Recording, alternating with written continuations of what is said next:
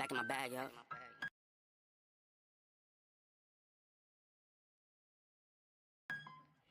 Conscious. ISO. Diamond. Diamond. Back in my bag and I gotta brag, I do this shit for real. When we was down and we had nothing, we had to share a meal. We put the shit in overdrive with no steering wheel. Shorty throw that thing back in a pair of heels. Yeah, she be riding on that thing like a Ferris wheel. Yeah, I love them dark skin, brown skin, caramel. You know I had to bring it to the hood like she Karen Civil when she keep on turning head. Cause when she woke that thing jiggle. And we going back to back on them like we Huey and we Riley. This that back in my back flow, we back again so highly. This that back in my back flow, we back to change the climate. This that back in my back flow, we bring the force like Tommy. Back in my back flow. Back in my, yeah, back in my bag, yeah. I'm back in my, I'm back in my bag, yeah. I'm back in my, this my, back in my bag flow. Back again, yeah, we keep on stacking it, what's happening? Everything in Gucci got me feeling like I'm dapper then. Life has been a movie, yeah, so shout out to the cameraman. Pull up to the scene, it's going down like an avalanche. Steady going up like a travel plan. Homer Simpson face, lucky power plant. Yeah, I'm off that dope, like I'm back again to busy at the Millies. Out on Club Hurst, give the word if it's a cinch, Lord forgive me. Still having motion, dog, so why would I slow it? Make it rain on them, bust a band, then you throw it. We was steady having it, even at our lowest. High speed road runner, keep my motor going. Hey, people feel away, but they don't show it. Gotta watch the people that's around you, that you grow it. They be coming around you with some plans to steal your moment. Soon as I bust a nut, she be like, baby, where you going? Never slowing down, it's enough to go around. Yeah, you probably knew it's then, but really you don't know it's now. Niggas let it show and tell, but all my niggas know me well. And we either chase a dream or go to jail, but none of us ain't going. Going back to back on them like we Huey and we Riley. This that back in my back flow, we back again so highly. This that back in my back flow, we back to change the climate. This that back in my back flow, we bring the force like Tommy.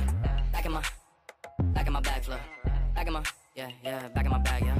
I'm back in my, I'm back in my bag, yeah. I'm back in my, this my, back in my bag flow, Yeah, not for real. Double I. Do or die, you already know. Don't try. This at home, cause none of y'all really fucking with us.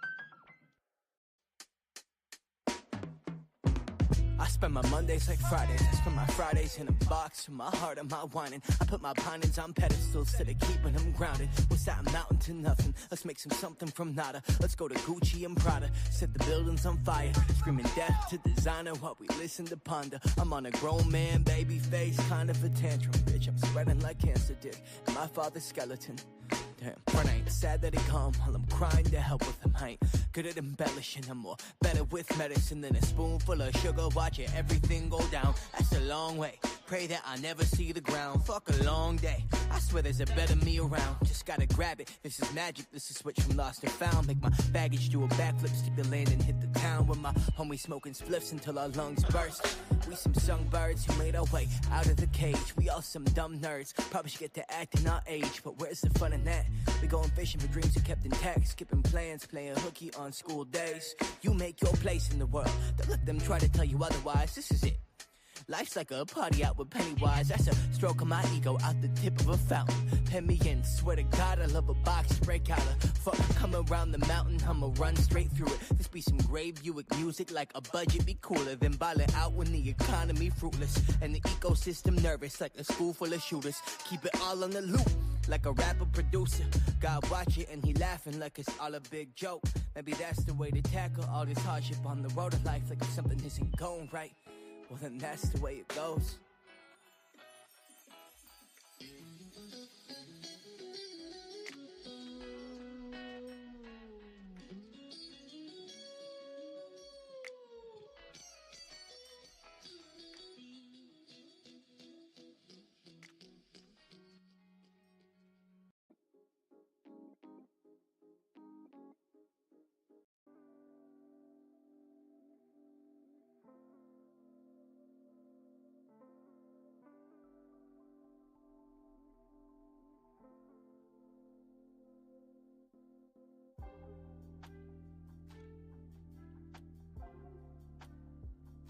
What is up, kids?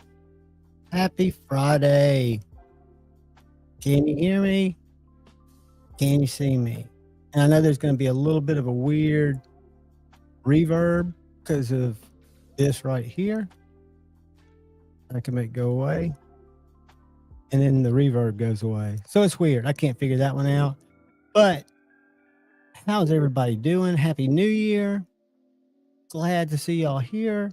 I was trying to jump in a little sooner, but I always, even though I never touch my stuff during the week, I don't know if it's tippy because I've got a cover that covers most of my stuff, but it always gets jacked up. Emma Ninja, channel member in the house. Marco, channel member in the house. My brother, Marco Scamma, is in the house. Does Marco Scamma not have a wrench? All right, we're going to have to do something here in a second. We have got... Good to see you, Marcos. Scamma, I'm going to get you a wrench, my buddy. Neil McKenzie is in the house. Channel member, good to see you, Neil. I bumped into Neil somewhere on a live a couple of days ago. I don't remember where it was. Brody 7420, what is up? It might have been at the Honey Bucket. Guys, I don't know about y'all, but I'm digging the Honey Bucket lives. Thursday nights. Even though I typically fall asleep towards the end. West B, channel member, what's up? We got Josh Branson in the house. We've got my brother from another mother, Paul Mills. Good to see you, Paul. Always good to see you, buddy. We got Snot Rag in the house. One of my main men who I called Snow Trog forever. I still think it's Snow Trog. I think Shane's just effing with me, but we'll call it Snot Rag. Good to see you, buddy. We got Josh 304. We got Josh Branson. We got Nazar Life. Good to see you guys. Everybody is welcome to kick back, put your feet up, get you a drink, get you a refreshment, get you some, what do you call it? God, not cold cuts. It is cold cuts. Shark something. I don't know. Anyways, yeah, get you something to snack on. We could be here for a little while. We'll be here up until Grumpy stopped through. Good to see you, Grumpy. Hope you're still here to hear me say hey, but I think I typed hey to you from the back. Can't remember. Because I don't remember what happened 30 seconds ago. But we will roll right up into said faction. And I am not planning on going to get one of these. So I should be able to stay awake and join y'all for said faction. Another one of my favorites. I got to get that off there. And Marcos, what's interesting about the cats, I've noticed they're getting angrier too. And I'll tell you why that concerns me. Because you've heard me rant about AI and talk about AI and kind of my fascination with AI. Jesse, what's up, brother? But I use two apps on my, well, actually three if you count iMovie. I use an app called Bizarre and an app called Canva. And Bizarre has this little feature where I can go in and I can ask it to draw me or produce me an angry cat. That's what I type in, an angry cat. If I want to, I can go in and select an artist type. Some of my past ones, I've done weird ones, but now I just do an angry cat and see what AI throws me. And then I'll pick one from 5 that AI shows me. And I've noticed that not only are they getting angrier, they are gaining weight. Don't know if it's a coincidence. Not that there's anything wrong with that. But yeah, the cats are kind of picked by me, but they're really picked by that mysterious thing that none of us really know about AI. Angelo, welcome, brother.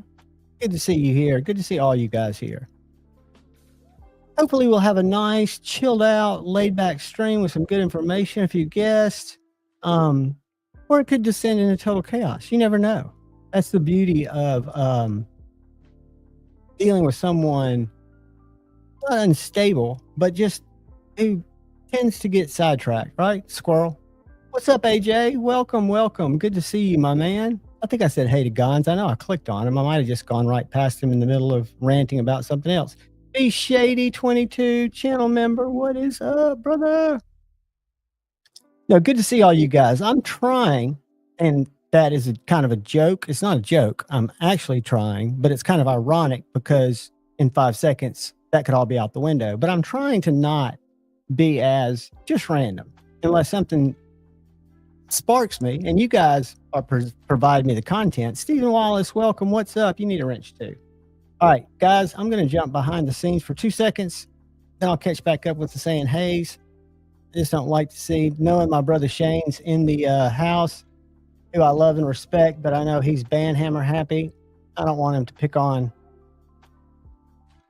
Marco or just for fun. Again, guys, if you are sitting now in timeout wondering what the F, if Shane did not love you, he would not put you in timeout. So my job is to go in here and assign you wrenches so you can essentially be invincible. Now, with the wrench, Richard Hopkins, you are now a moderator too. Comes great responsibility, right? So if new people come in, and as long as they're not spamming like straight up and down, like filling the chat to be disruptive, they can call me anything. They can make fun, and we'll get them out of here if they get too much. And I just made Steven a moderator. Now, where is Marcos? Why is Marcos green? All right, Marcos, you are also safe, my friend. And what that also means is if you guys have links that you want to share to social media, again, what I would consider, even though I have no real language rules, we want them to be YouTube terms and service friendly, right? So I won't just click on them because you never know what's going to pop up. But share links with each other, share links for your friends, share links for stuff that are interesting to you, right? Lee Wolf, the man, the myth, and my buddy, huge contributor to the channel. Lee has got several knives here. One of them is the big brother of this. He sent me in a couple of knives, several knives for giveaways. This is not one of them. This is the mini Kizer harpoon. But the reason I know about this mini Kizer harpoon is Lee sent me in, amongst with other knives, a full-sized Kizer harpoon that I'd seen, but I'd never experienced. Real thin, super slicey Maverick Customs collaboration. But he sends stuff in so I can do giveaways, right? What I do is when they come in, they're usually awesome knives, so I do a review. I'll check them out for a little while because they're good knives. So thank you, Lee, for everything you do and for just being a great watcher, supporter, community member, always here. I love you, dude. Who else we got in the house? Richard, why haven't you turned green yet? You should be a moderator by now. Maybe it's because I haven't refreshed. I'm still scrolling. And if I miss anybody, Mayor Salt, what is up? My buddy and a channel member. The Olight specialist is in the house. If any of y'all have questions, Mayor Salt can definitely answer them for you. He is the go-to. Nick Trav Glini. See, I can sound things out phonically, but what happens is my brain runs faster than my tongue can catch it. So I'll just look at the first letter, the middle letter, and the last letter, and think that my brain's going to fill it in. So I'm probably mispronouncing that. Nick's always here. Trav Glini. Maybe that's right. I'll forget it, but I apologize. Nick, it's good to see you, buddy. Good to see all you guys. Ron Crow, channel member. What is up, bud? Good to see you, man. Good to see you. Like I said, I don't have what I thought we could do, and what I haven't done in a long time that I thought might be cool is look at some, and I've never really done it, but look at some knives that are coming soon on just some of the retailers, coming soon from manufacturers that we might know. I'll show you a couple that I showed at midnight on the Insomniacs live because Kizer sent me for January 2025 some of their budget knives to show off that come from more premium knives. Y'all probably recognize this. This is the Momo, a knife that I always thought was unique, very weird, a big knife, but it is super slicey. And this one is in G10 handle. They call this, that's what the bolster is, G10, but they call that weird topography G10. They call it Damascus G10. I'm not crazy about the name of Damascus G10, but it is a 154 cm in this guy. And I want to say it's mid 70s. It's low 70s. You can middle finger flick it. I'm just not in a good position because it's got so much blade exposed. Really pokey, really slicey. Surprisingly ergonomical. This knife's too big for me. These will eventually be, I've got to review them. And then they sent me the one that is more my size. They call it the Mini Momo. However, it's what Christine at Women Carry Knives would refer to as a medium knife, a small medium. Because I don't look at this as a mini. To me, this is a medium-sized knife. You see, I got 4 fingers on it. I've got the little tail sticking out. It does have a lanyard thing there. Again, these were evidently available as more premium options. This one's also around $70, and it's also 154 cm. The one that's impressed me the most that I have not ever seen that I remember before, because this is the mini Mystic, but I never saw the full-size Mystic, but that's just could be because I missed it. And what you can't really tell here, this is aluminum and clear acrylic, but they've got it in other finishes. But with the clear acrylic, it's got an internal stop pin. Whoop. I don't know if you can see that there. And you can see the adjustable, you can on my shitty camera, but it's got adjustable axis style springs or bar lock springs or clutch lock springs in Kizer's world. And on my drop bear, I actually took it apart and adjusted those. And I noticed that this one, there are five little holes in each side of the liner where you can compress that spring for a stronger detent and stick it in those holes. Now, I'll warn you, if you've got big hands or if you're like me and you've got old hands that don't work super great, it's tricky to get those springs to go in there because you're having to flex them without them flying out of your hands. So it's a whole deal. But this one came from Kizer on the second hole. So the second from what's, I guess, most people give you one option, right? And I, on my drop bear, did a couple of tests to see if I took it like to the closest. I didn't take it to the first hole, but like if I really tweaked that spring, it makes a little bit of a difference. I didn't notice it as much as I would have thought. Hey, Jay Cameron, welcome, buddy. But the one that's, again, with my weird evolving taste, those are 3 folders. I did a review a couple of weeks ago on this hair, which is a little Kizer bushcraft knife or in Nitro V for around $50. Well, this year they've got a beaver. And the beaver, guys, is a little double jimped. You've got a sharp area in between the jimps where you can strike a ferro rod. I guess you'd call this a micro or mini bushcrafting knife. Got a lanyard hole there, a pinky hole. G10. This one's D2, but they make it in a lot of different blade steels. This may be an Amazon exclusive, I'm not sure, but I did sharpen it because that's one of the things I'm trying to do with all of these knives, since I don't hard use them, is keep the same edge, but put fresh edges on them to see how they burr.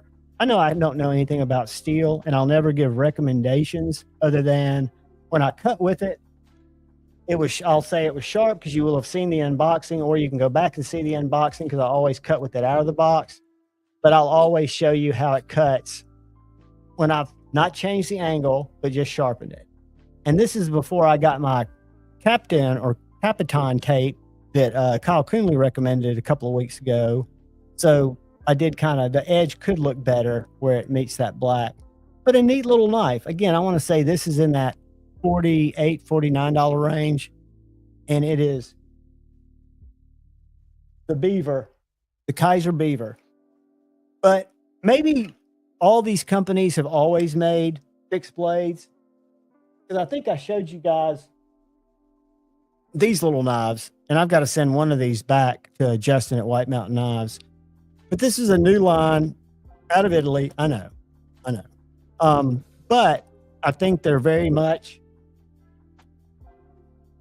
working in the same factory as Viper knives because the handles are identical.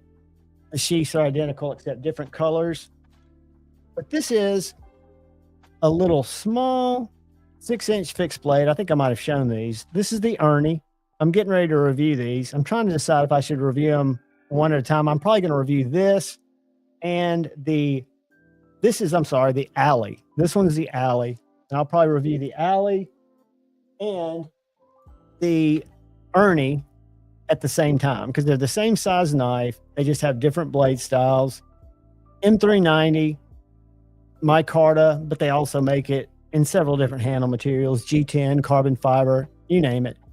But big hands, probably not apply. It does have a lanyard, a place if you want to put a lanyard on. The way I would handle that is to take the scale off, put some thick paracord through there if I was going to tie a little snake tail to it, snake knot tail, to give me a little something else to hold on to. But for me, it's perfect. What I wish was different is that it had a little bit more choil, and maybe I've just gotten spoiled by choils. It's got a fine sharpening choil, but for an EDC knife, for cutting down cardboard, for opening your basic cat food and shit like that, it's fine. But I do feel like if I was hard using it, that I could possibly slide up on the blade, right? As opposed to the Viper knives, Mirror 2, which is a little bit longer, but I just like a choil. And I know y'all are going, John, your finger can slide up there too. I know, but it's just, I feel more comfortable, even though this is a little longer knife, cutting with this knife because it just, that choil is somewhere I've gotten spoiled putting my fingers in choils, or to hear Shane say it, choils. So yeah, I'm a choily guy in a lot of ways. And Marcos Gamma, if you're in here, your giveaway that brother Paul Mills donated to the channel is in transit, should be here, if not tomorrow, Monday. And I'm going to put it with the other stuff, send it out, and I'll let you know when it comes, buddy. Hey, Jay, what is up? Good to see you guys. What is on y'all's mind? Roman M, howdy, man. Did everybody have a good New Year's? I know some of y'all probably hung out with me for a little while at least. Derek, for real, what's up, brother? Hey, man, come by in a little while or have a great night, man. Get it done. The mini growler. For some reason, I have not seen one. Lefty usually sends me one to check out and send back, or depending on, sometimes he'll let me keep it, but I have not seen one yet. But the growler was, even the first growler that Sheldon that did? I love that knife because the blade geometry is so good. The second growler, I was totally in love with because the detent was so snappy. I can't remember who the OEM was for that one. It was a different OEM. Maybe it was, y'all know. But I think a mini growler will be perfect. The price point's right. I love the size because it's not mini, it's just more Javon sized. So if you have experienced a growler and you liked it, I think the mini is definitely a winner. I'm a fan in Divo. Lately, I've gotten rid of a couple of Divo knives because I've got a bunch. I've got 3 mashes, 2.5s, and I bought these. Lefty didn't send me these. The ones Lefty sent me, he sent me a nip light, and he sent me the growler, I think, the second growler. And pocket metal, I gave the growler to, and I gave the nip light away. But I've got 3 mashes to 2.5s, and what I did is I think I've got a mash version 2, and then I ordered 2 2.5s, and I did a blade swap. So I've got a solid black one where I think the 2.5 had a black handle, and then I put my 154 CM or my 14C blade that was black washed to make a black one. And then I made a blondie, and then I kept one stock. But I've got 2 nips. I got rid of 1 nip because Ed Harrison is a purple guy. If y'all ever are looking to get Ed Harrison a knife, he loves purple carbon fiber. The purple, what do you call it? Purple nurple, all the different kinds of colors. Purple. But I made a deal with him, so get it in his hand. And I've still got 2 nips. I'm probably going to keep my black. I think it was, I can't remember if it was Blade Binge or traditional pocket knives that had the all black. But I've got a titanium one with blue clip and hardware that I might let go. And it's not because I don't love Divo knives, and I don't love what they're doing. It's just right now with not buying knives, it's good to either move them so I can get something else or trade them, ideally. So that's the way I'm kind of looking at them. But I think the mini growler is going to be a home run. The growler, and oddly enough, a lot of people I don't think were crazy about this knife, but the Lush and the growler being number one, are my favorite because it's a big slicey knife, and I think the mini will be equally slicey and super super nice. Jay, I don't, but my brother who was in the chat earlier, Shane, Edgy American, has rocked a lot. Now, I've experienced a lot of American blade works, and in terms of a small, what I would consider kind of a boutique maker, and I don't do the terminology right, so you guys might be saying he's not a boutique maker. He's not a huge maker, but he's an American maker, and it's the best value I think you can get from somebody who's putting their hands on each of the knives that they're making. And I think that's really cool. The slip joint I haven't experienced. I wanted to, but I think I told you guys, Richard, I'm out of the folders, even though I really like the Momo, the Mini Mystic, I love the harpoon blade. I love the detent, and I love the way it sucks itself all the way back in. That time it bounced out, but I'm liking it too. And I come by when I first got, I know you haven't, Shane. I was using it as an example.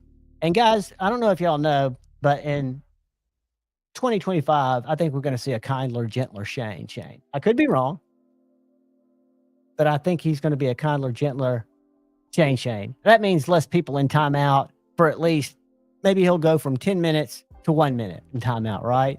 And that's progress. We've got to take daily improvements because we can't expect to just turn over a leaf and be brand new. Tactical Terry, what is up, buddy? Today I was going through, for some reason, I was scrolling looking for an old video to share with somebody who asked for it, and I came across the Orlock. And dude, if you ever see me put a typo on a thumbnail, and there was something that was a 2-letter word that I totally misspelled, and I changed it. It's been out forever, and it was on the thumbnail, not in the description. Yeah, it was in the description, so I'm an idiot. Homer Conley, what's up, young man? Good to see you, dude. My voice broke. I sound like Cole. Hold on. All right. Now I got my normal voice on. We're going to roll with that.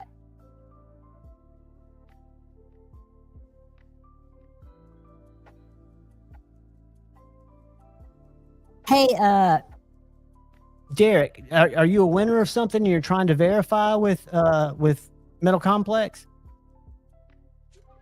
If you're having trouble getting through, I will on your behalf, or I would, if I was you, I would reach out to Tri-State, Cole, and say, hey, buddy, I know you've got an inside line to Metal Complex. I've sent him emails. Now, I know also when he does a giveaway, he says, if you send me an email, don't be surprised if you don't get email from me till next Friday, because he's got everything kind of scheduled out the way he ships and processes stuff. But I didn't see what that was about, but we can definitely help you with that. I don't have a direct line to him outside of Instagram, and I've sent him a couple of messages back when I was doing Nas Live, and I'm sure they went to his whatever Instagram calls a spam or your request folder, and I can only imagine how much he's inundated it. The Vero Lux 3.3 is coming, and I'm going to pull that up because that is now, full transparency, I was an initial huge Vero fan and still am. And there's one knife that I bought, and I bought it in a folder, and I bought it in the fixed blade. It's the Axon. It's one of my favorites. I really like that simplistic design. But this Lux, when I saw it, it gives me pointy drop point Axon vibes, and I approve. That's pretty high. You know, I don't know.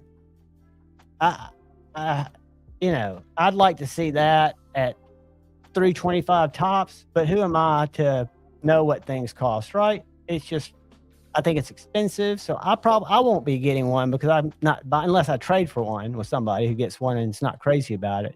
But I think it's gorgeous. It reminds me of my favorite and only Vero, which I have two of, the Axon, in a drop point.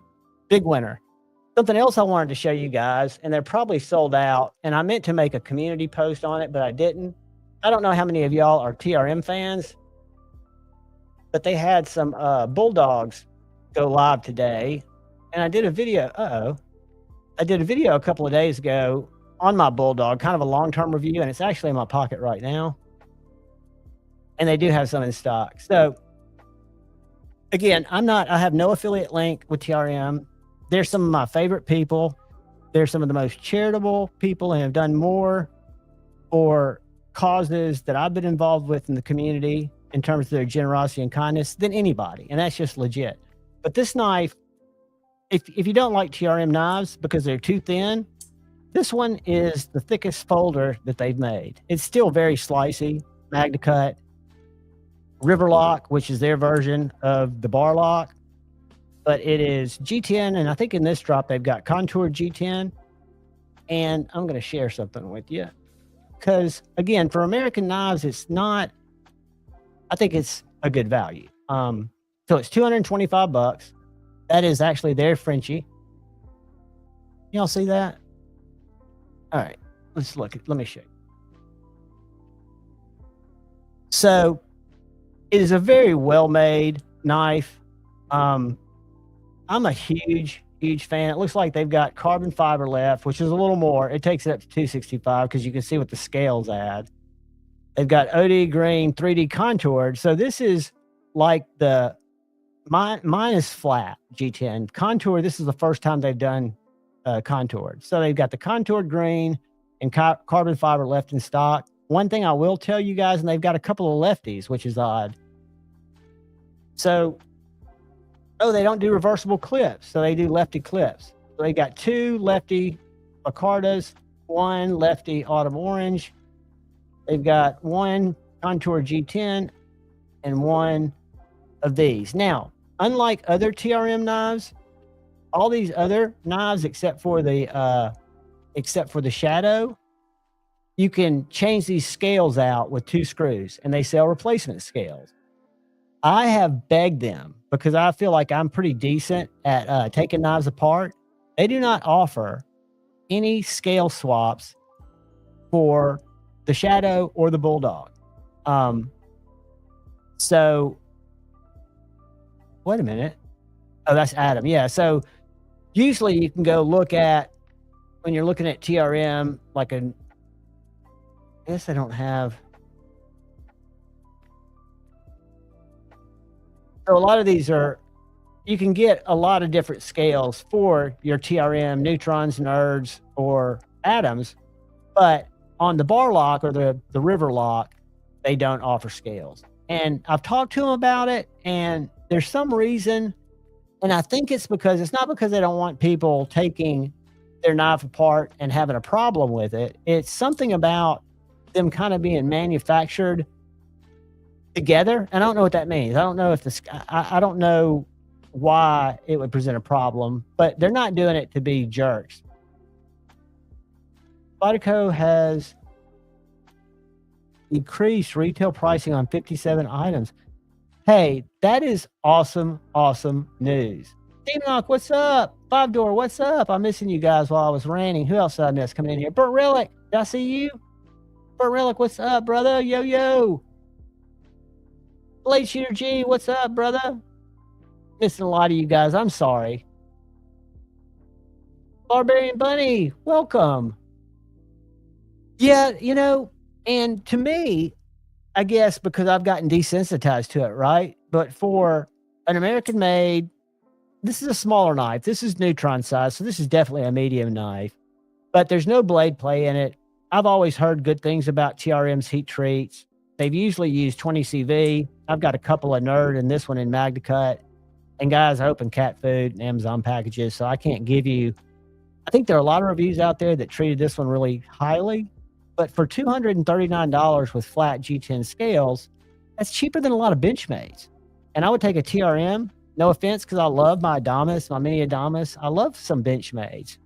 But they're, thank you, Ron. I hope you're having a great night too, buddy. I am. I look forward to Friday nights to hang out with you guys. I look forward to. I just like hanging out with you guys. I mean, to me, it's kind of fun. Tuesday nights are fun. So yeah, they're the highlights of my week. So I hope you're having a good one, buddy. Mark Parks, what is happening, brother? Welcome, welcome. Happy Friday to you. Happy Friday to you. But so yeah, I was surprised because the shadow, the TRM shadow, is considerably more expensive in a very similar makeup, except this one's 20 CV. This is a little smaller in MagnaCut. But if I'm not mistaken, the shadow is the shadow. Oh, they don't have any shadows on the page because, all right, let's see if I put it in the search bar, if it'll pull one up.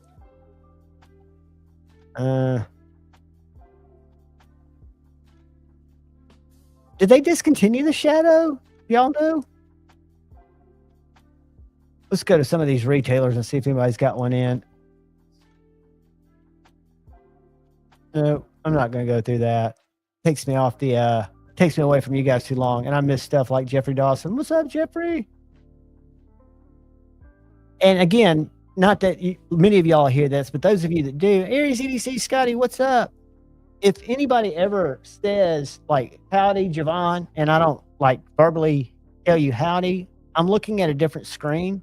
And again, I always say this, and it's something I should remedy, and I will when I get the cash, but I should add another monitor. I've got chat running here, but it's off to my right, and that distracts me because then the door's right there, and that yellow cat Cheeto has been knocking on the door. I thought it was a UPS guy earlier, and it was the freaking cat.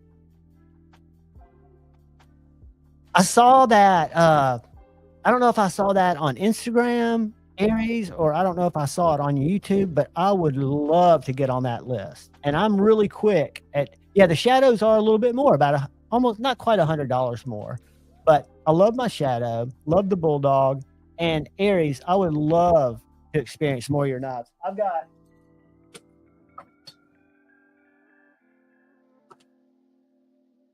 in the first one, thanks to Maddie, he wanted me to check out the Bloom, which was a fantastic knife. But at the time, and now I've kind of settled on a 6 to 7 inch range, fixed blade size for me, but I'm into tiny knives too. And I think this pedal, I could be wrong, but I think the pedal is the smallest knife that's offered. And brother Paul Mills surprised me with this and had Scott build it. It's got glow G10 and glow carbon fiber handle. It is an absolute little cutter. I've got it where I carry it appendix style because it's so short. It's smaller than my Chickadee. Well, it's about the same size. I think it's 5 inches. Yeah, 5 inches. But I will tell you this, it's got a much better handle with that integrated choil than my Chickadee. And I feel like I've got much more control over these little knives. But this is a small one. And I've seen some, and if y'all aren't following Aries EDC, I'm going to drop him. If one of y'all don't want to, I'll do it real quick. Because his live streams, and he doesn't know this, but I creep in a lot of them because I'm home during the day. And that's when I see a lot of him, when he pops up, just building stuff.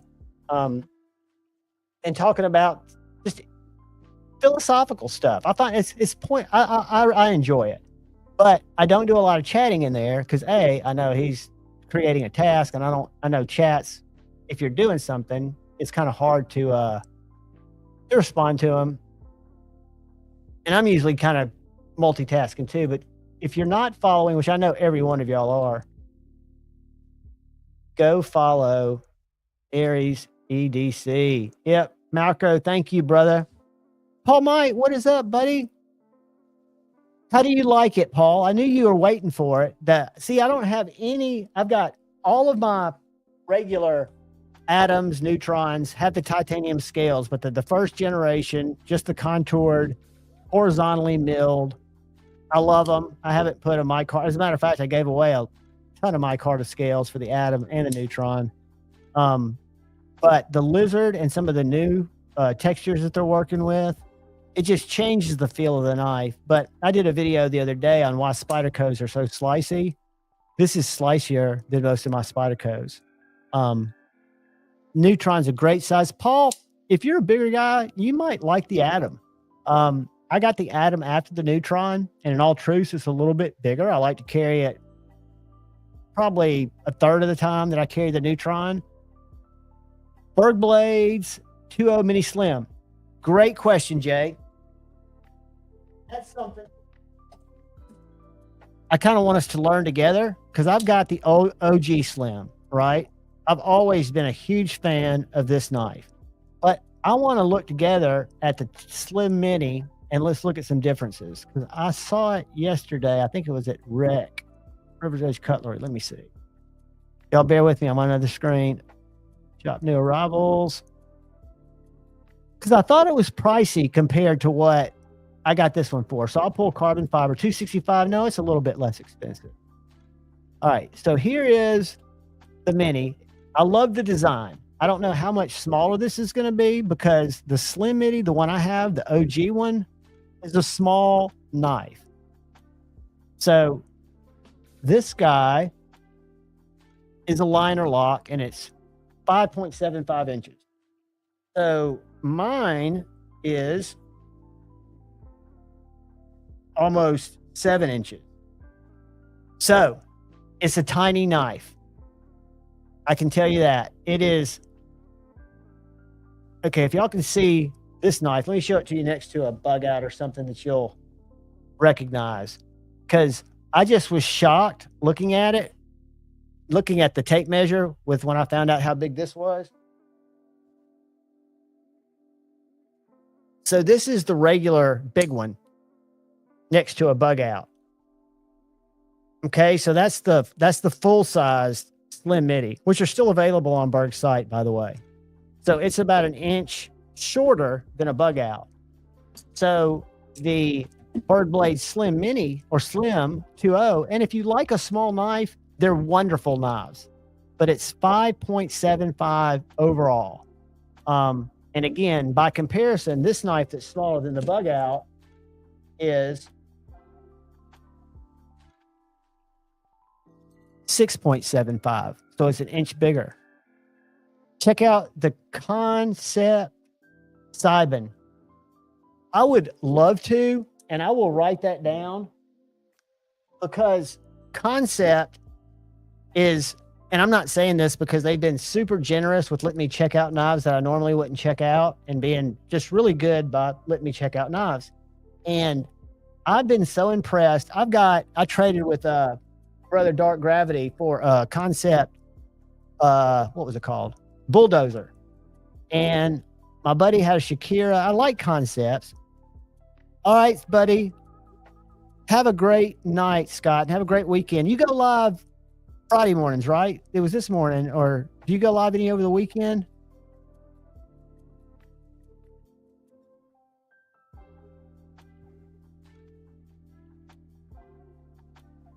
All right. So I was about to write something down. Let me go back into the chat. Oh, Kansept Sibin. That's what it was. Let's look at it real quick. I've been very impressed with not only the quality, because I've done bearing swaps and a knife that's not normally my jam, but it's a really nice knife. It's a Tough Knives collaboration called the ODD, or the Odd 21. It's a flipper only with the Damascus blade. And their Damascus, they talk about it in great detail. It's 9CR and it's something else. It's pretty good Damascus. But the quality, I did the breakdown Fridays, but had to work today, maybe this weekend. Cool. Have a good night, buddy. Have a good night. Let's look at that one. Let's look at that one. And the great thing about Kansept is they are willing to work with the community. So that means if you've got a good design or something that you've been drawing and you're looking for somebody to possibly bring it to life, and 1931 Leatherworks could probably educate you on the process. But my understanding, and I hear this through the grapevine, so it's third, fourth party information, that they're very receptive to working with designers. So I think that's a great way to, get your design brought to life. And they made one of my favorite Divos, the Lush, did a great job on it. And every concept that I've seen since they started sending me concepts, which was 4 or 5 months ago, have all been great. But Jay, Bergblades, I've got a feeling because they like mini stuff. This is the Bergblade Slim Mini. And I had the full size Slim, and it was like more than twice the size of this. So I'm betting it's even going to be smaller than this. So to give you an idea, great knife, OEM by We. I don't know who the 2.0 is, but this one was OEM by We. If we look at 5 3/4,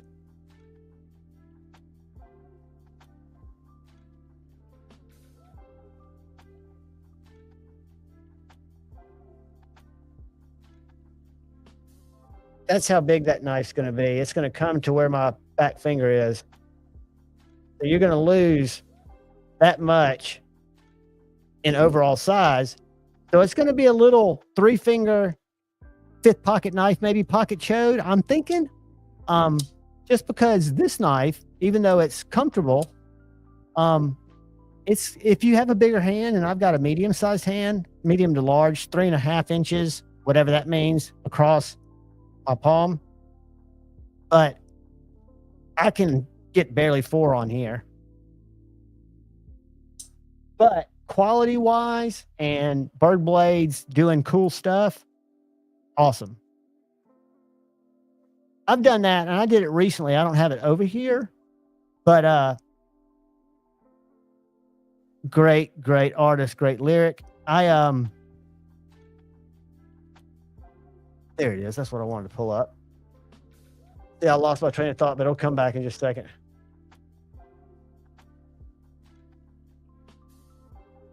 What happens is I get to scroll and I see something I want to say, and then I see a squirrel or something else kind of detracts me. Concepts.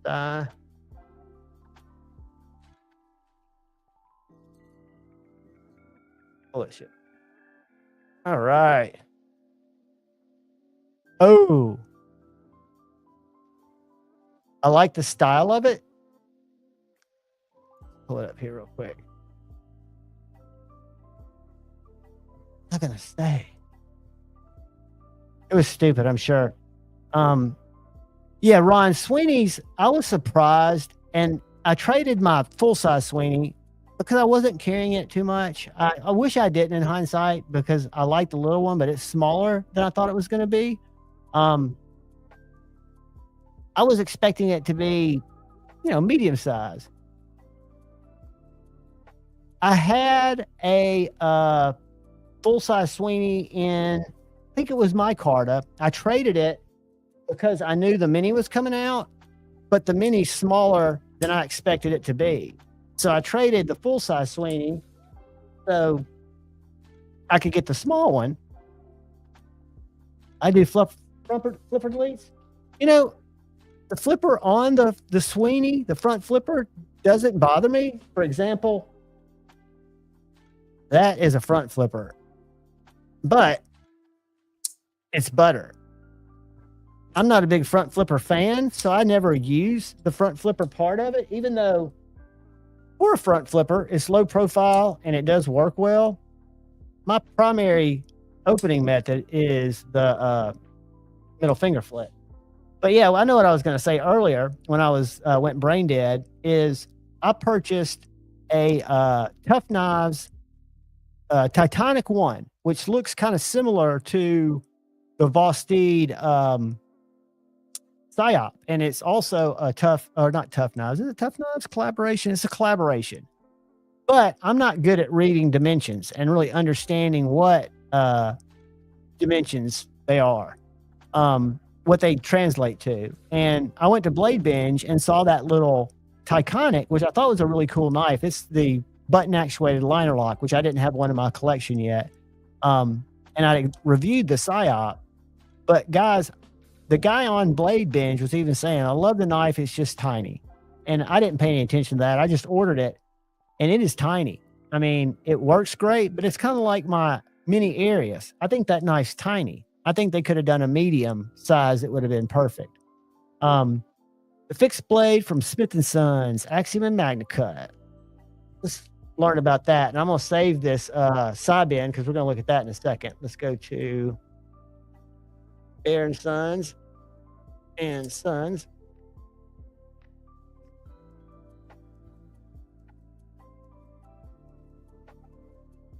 Ooh.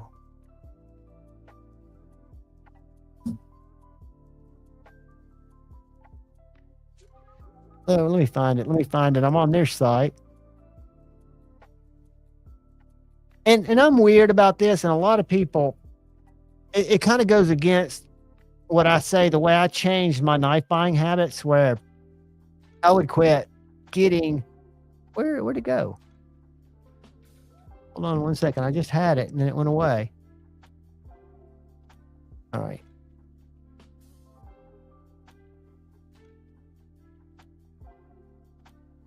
Smith & Sons. That's what that to me looks like a great little cutter.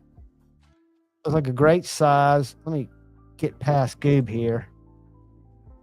All right. Let's pause that. Let's share that. See, that is I like a thinner, a little bit thinner handle than like are on the Kizers, even though the Kizer give you a really positive grip. This little guy looks like a very, very well-made, nice knife. Let's see what kind of sheath it's got.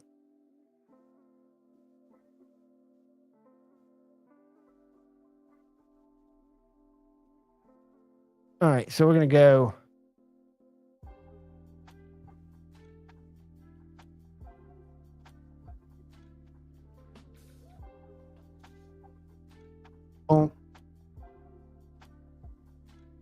What? I'm typing in the wrong. Why do I keep doing that? Damn it.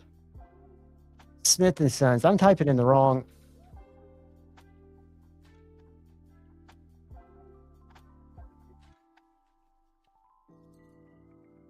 All right. $184 in MagnaCut home run. I'm a big fan. I don't know what the heat treat is. Again, let's see what it says.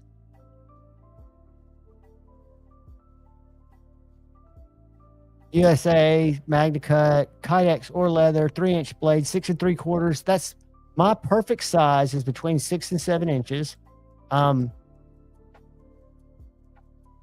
I've never seen that knife before, but I really like it. I like the blade. How thick is it? 0.1. Yeah, I mean, how long was it?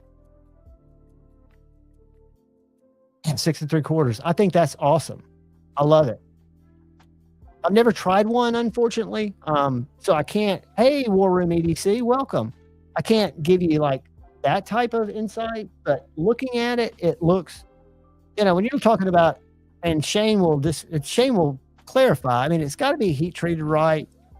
It's got to be, done right. But I find, and I'm ignorant, so this is wrong, and I'm hoping somebody corrects me. I think if you're working with a full tang knife and you have your heat treat recipe right, and you've got a design that looks good and performs well, if the heat treat's right and the look fits your need, it's probably a good knife. TKL 02 War Room, that is, I don't have it out here. That's my favorite agent. That's the Warncliffe, right? I've also got an 03 with the combat grade Night Stalker blade on it. I love those little knives. As a matter of fact, there is a drop. Let me grab something real quick.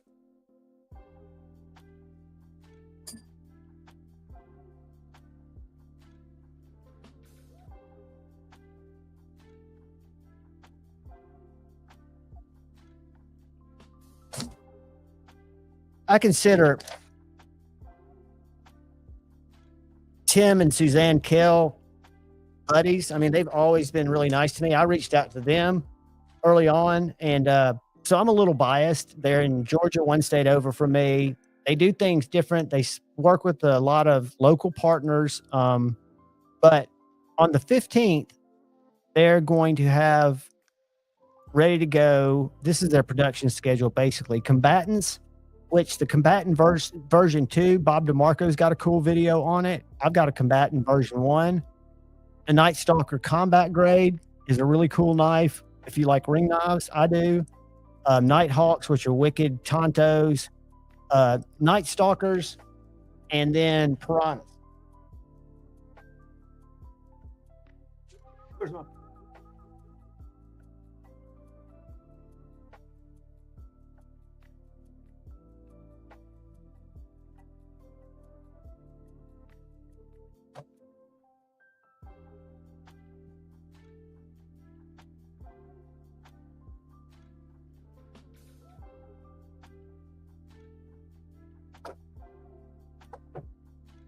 I've got a Piranha around here somewhere. The Piranha is a smaller fixed blade that has a really nice handle. Damn it.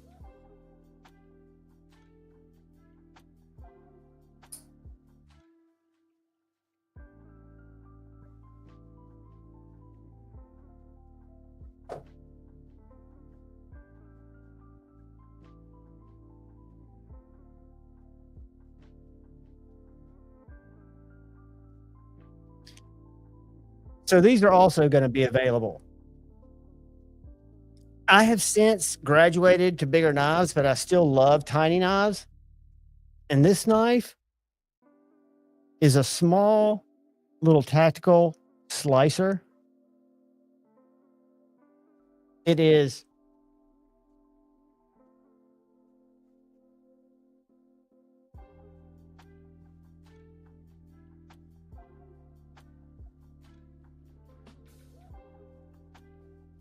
five and 3/4 inches.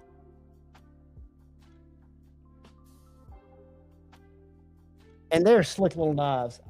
I dig them. It's the smallest knife TKL makes, but it's done the same way as their bigger knives. Same lashing, same G10 contoured handles, same really nice sheath that gives you a lot of different retention points. I've got a deep concealment carry short clip on there, and because they do tracks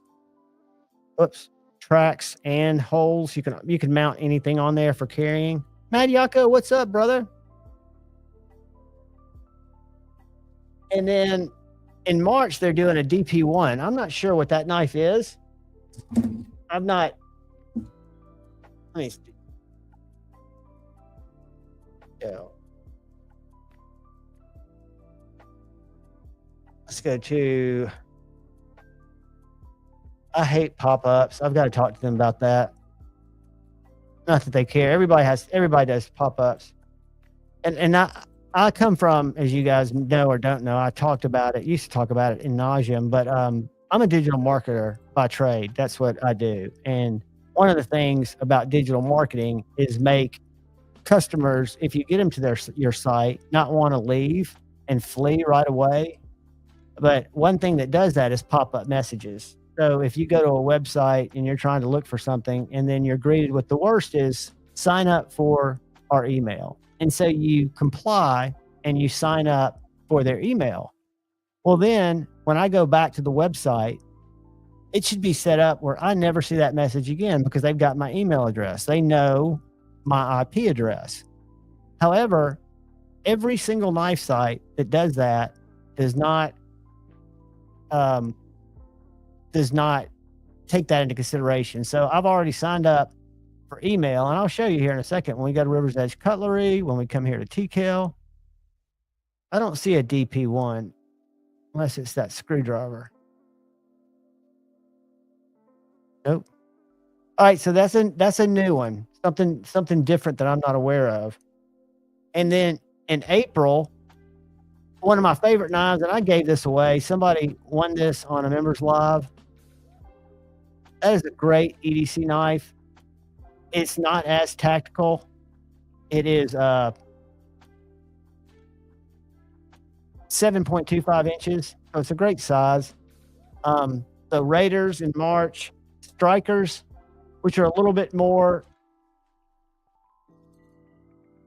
business minded, I guess you'd say. And Taylor's Reg, Warthogs, and some more agents. So they do that. They stage their drops. The main ones to look at are the combatants, which, again, I should get up and go get it, but it has changed a little bit. And Bob DeMarco has a great video on what's changed about it.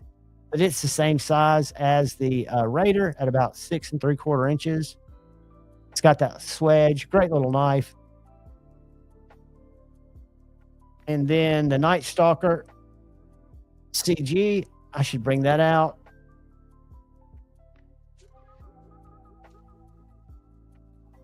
The Night Stalker CG is just combat grade, which means it's got a little thicker blade stock and tang. Very cool knife. And then the Nighthawk is pretty wicked. I traded that. Carco. Just a wicked thick poke through a car door Tanto, right? Kind of a business knife too. And then the Night Stalker, which is the regular size, a little bit thinner. Looks just like the Night Stalker combat grade, but a little less expensive, a little more slicey. And then my favorite, except for the Agent series, the Piranha. Where's that little bitch?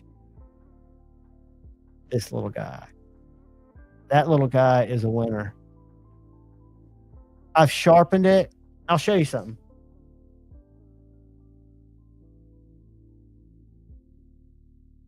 Where did I put it?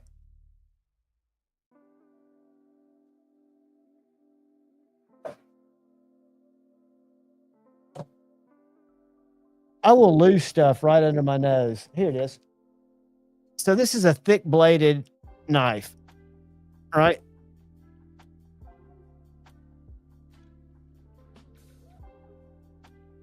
Very slicey and very piercy.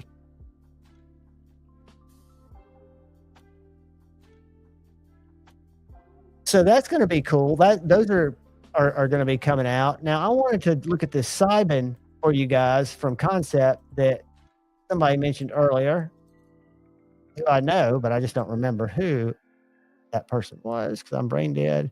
But what I've noticed about Kansept, the ones I've gotten in, is they offer different blade steels on their models and they offer different price points, but all of them are very economically priced. This is a frame lock, titanium, CPMS 35 VM. I don't hate that. For $169 map price, down to $159, and the one that let's see. I'll show you the ones that I've tried several of these. I've got a fixed blade one of these that I bought. I've tried out several small ones that I've given away. I've not tried.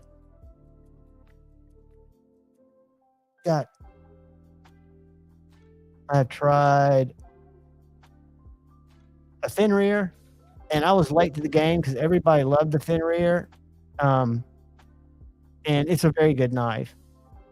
One of you guys will benefit from that. And then I've always thought, I mean, a lot of these knives are cool. I don't like crossbar locks in general.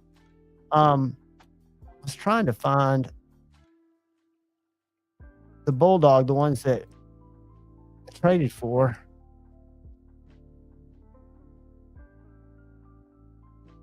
Never had a Helix. Never had one of their fixies. They just seem to be, from what I saw before, where I wasn't inspired by much. And I think a lot of that is working with designers that are getting them outside of their box.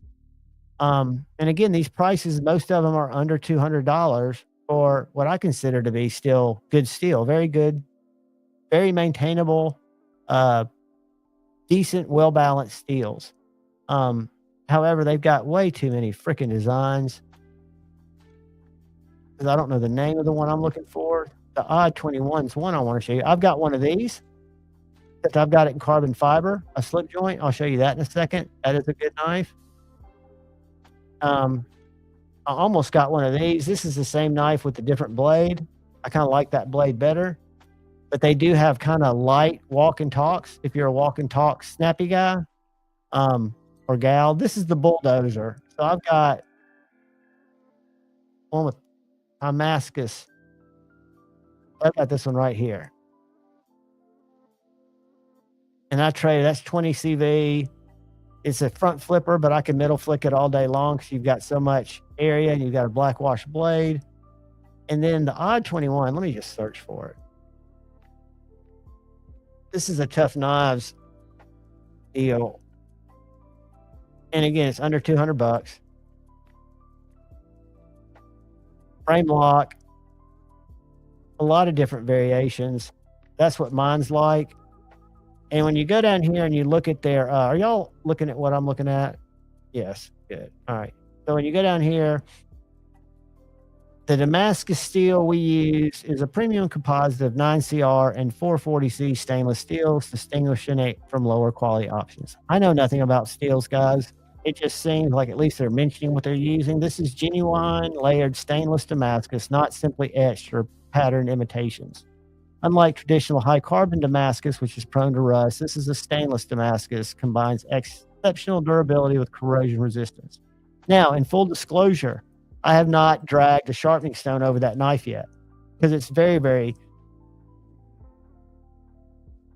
you will love AWT scales, B-Shady, if you've already got them. I don't know if I've got a link to them. I know I've got a link, but I don't know if I have a discount code.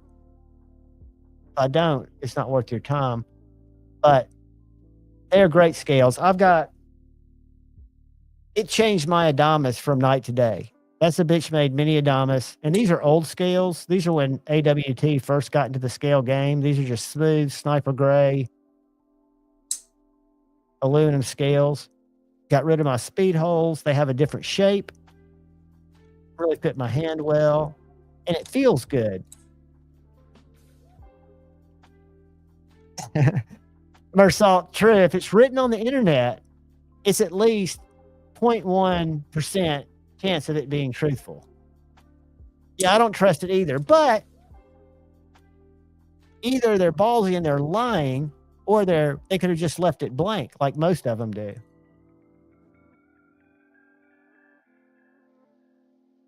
Spyderco, I was listening to MC tonight while I was getting ready doing stuff over here, just listening, and he was kind of going off, not on a rant, but he thinks S30V is underrated. He thinks it's a very good steel that was developed for knives and for a good balance all around steel. I feel it gets a little too much hate. And he says the best S30V that you can get is Spyderco's S30V on their standard knives, like on my, trying to think of an American S30V knife. I've got PM2. That's S30V. And according to MC, it's a great balanced steel. I mean, he doesn't have he's not hating it. Yeah, it's older, but that doesn't necessarily mean it's terrible, right? You have to take someone out using a pink knife. They go straight to hell, not passing go and not collecting the $200. You know, I hope I never have to. I mean, combat, hand-to-hand, survival shit in the streets, I'm not scared of that, but I don't want to do it with knives. I can go as far to say is my circumstances will probably eliminate me from having to do it with knives should anything go crazy nuts. Yeah, do not. I think, you know, I know that a lot of you guys are really hard users. I look at Scotch at things. I mean, he goes out and busts bands with his knives. But yeah, I mean, to me, it's a really good steel. And I hear a lot of people putting hate on it. And I can understand because it's not new. If you're newer to the community, or even if you're, you know, new to quote unquote more expensive super steels, VG10 is great. I like Nitro V. I think so much of it is most, and I'm not going to say most, I am not necessarily looking at blade steels as a primary decision factor. I don't want to buy crappy steel, but because I just don't use them as hard as other people do. I do appreciate them. And again, cutting open cat food, cardboard, the way I break down cardboard, I should be wearing knives, even though I've got a lot of knives that I cycle through when I do that. I love the way it feels on a stone. I mean, this is a great example of, I just failed it, of a super edge that cleans up very well, sharpens well, as slicey as you would ever want.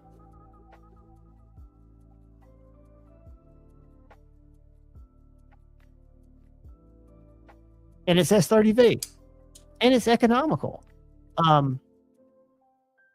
Do you really want a serrated one, or are you trolling? Serrated scares me. If I was on a ship cutting rope, or if I was somewhere where I was cutting a lot of rope, or if I was somewhere where, heaven forbid, my only defense was a knife, I would not mind serrated. But I always know I'm going to cut myself with it, and it's going to be a nasty cut. It'd be cool, but for me, I'm not going to never say never, because I was never going to be interested in a fixed blade knife. Never going to buy one. I mean, there's no need. I was into folders. I was into stuff that was mechanical, that moved, that was architectural. Which, by the way, I didn't know this until I started reading about Igor. I won't try to pronounce his name without reading it. But the guy that designed this knife has designed a couple of knives, but for 20 years, he's an architect. So he's designed some really cool buildings, and he's a minimalist kind of designer. Again, a unique looking knife, right? But in terms of functionality, this is a huge knife, and it's I want to say 154. No, 14C28N is what that one is. But again, not a knife designer per se. Yes, he's designed some knives, but it's a knife guy who's an architect who evidently has some design flair, because I didn't realize how popular this knife was because I'd seen it. I just never gravitated towards it because I wasn't, for years, for a year and a half, I bought so many Kizers. Almost every Vanguard Kizer series that was out a few years ago. I had a whole case dedicated to Kizer. And then when I was reallocating money to save up and buy a little bit more knife, I just wasn't spending money on Kizers. But I've always been a big fan. For example, if I had to choose a brand, and this is probably contestable, but we all have different thoughts. If I had to choose Kizer or Civivi to use as my knife brand of choice when I'm using that type of knife, it would be Kizer all day long. And Civivi makes great knives. It's just that I've got more of an emotional connection with Kizer, because even though I was buying Civivis early on, I was going back and forth between the Kizer Vanguards, and then when Knife Center would put on sale the Blade series, the titanium S35VN ones, I was snagging those up. Most of those have been given away, but they were all really good knives. So as a matter of fact, I've still got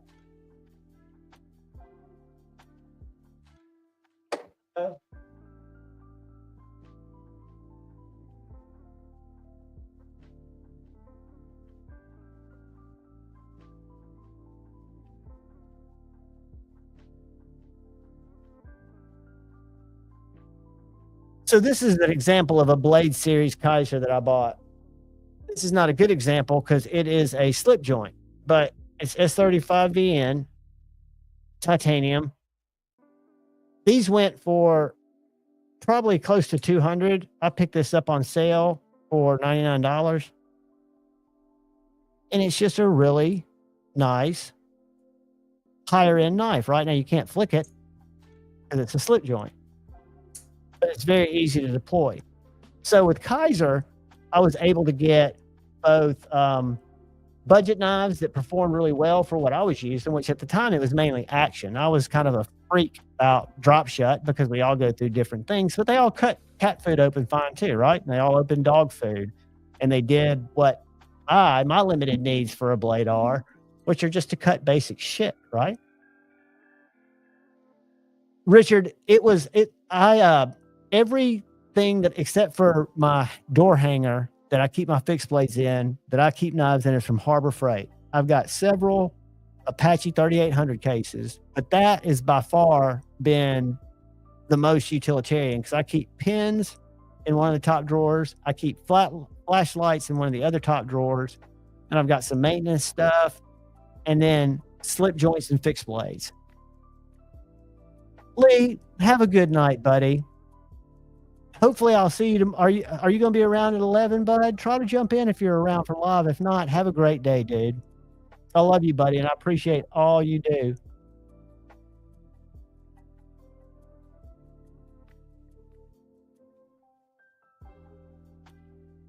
Let's change something real quick.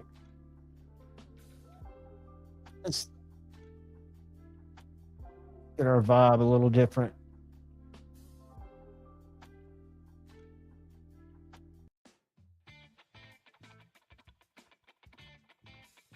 Were y'all at the Honey Bucket last night with said Stevie and Maddie and Sharif? I had a blast. I really, the trolls and the people that come in there just fascinated on what are 3 old people and a bunch of chat rooms full of people talking about. It makes me want to do vertical lives. But I just don't know when to do it. I mean, I don't want to do it on an Insomniacs because sometimes those go long. I mean, those can go freaking, they've gone 10 hours twice now. That's not going to be the norm. But when I was looking back through, they've averaged probably 5 hours. So I wouldn't want to put somebody through that vertical. I definitely don't want to do it on a members live, but maybe we do a Friday night flicks and just try it, so that it's like hey, we've got our first bit of wisdom getting ready to join the chat. What is going on, buddy? Can you hear me? Let me get the music off. Let's see if we can hear Kyle. He's muted. Let's see if I can unmute him. Can you hear me? I can hear you perfectly. What is up, buddy? How much? How we doing? We're doing good. Your mic sounds good. Does it? Yeah, you sound perfect. Okay, cool. Sorry, I'm late. You're not late, dude. This is Kyle's corner of Clinging Works info getting. So you come anytime. That's what I was trying to say. I don't ever want you to feel like you have to be here, but you're always welcome to Mark Parks. No, not Kyle. Good to see you too, Mark. No, dude. What have you been up to? You have a happy New Year's? It was okay. Yeah, been chilling. Nothing going on too much. I didn't have a whole lot to talk about tonight, but I thought I would swing by, and if there's any questions, I'd be more than willing to answer anything or just shoot the stuff with you. Well, I was going to ask you, and maybe it's the Captain tape I use. I think it could also be that my clamps, unlike yours, are the black ones, so they've got a little coating on them. I'm talking about the clamps on my 360. Okay. I feel like I might, because it's kind of it's not adhering as good to the to my clamps, and I noticed that I was getting some slippage. It worked great because I taped off my this knife right here. I sharpened and taped it off so I wouldn't get any of that slurry or whatever we call it. Okay. But I think what I'm going to do, and you can also see that it's got so much angle on that swedge that you got to get. It's kind of hard to get even in the clamps anyway. Yeah, because you don't have a true flat there to hold. So exactly. So there were other issues besides just the tape, but I was just wondering if, because of that black finish, if maybe it's not going to stick as well as it is to my blades, because it stuck to my blades perfectly, dude. I mean, it's a great product, and I think I spent a total of $19 and got more than I needed. I got a roll of 3/4 inch, I think, and a roll of an 1/8, or it came 2 rolls of 1/8 inch. And I can't stuff lasts forever too. Yeah, I can't imagine ever needing more than what I bought, right? So let me pull this into view a little bit better. I'll show you what I've got. So for how I put it on there, I don't overload it with it because then it can get slick. Let me grab some scissors and I'll show you exactly what I do with it.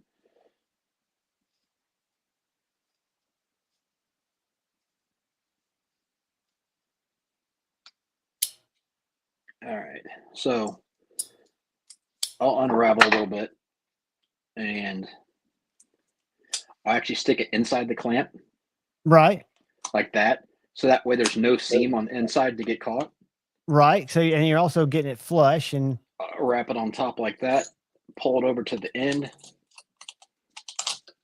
dude, that's genius. And that's all you do. Then you cut it right there. Right there at the edge. So you're not having any flappy, because that's where I noticed it was deseparating, was where I'd, because I just kind of wrapped it around a few times. Yeah, I just do one layer. I just do one layer, and I put it right there with the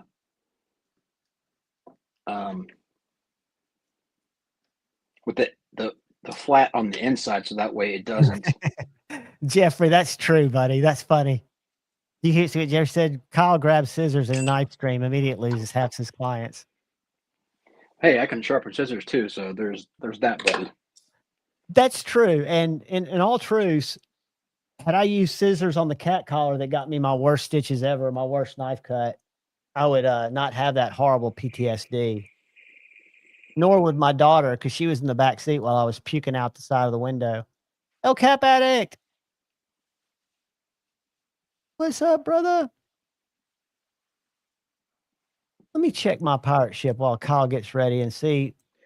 That was supposed to be delivered today, and I just looked before it came on. Was it not? It's delayed for some reason. I don't know what the deal is.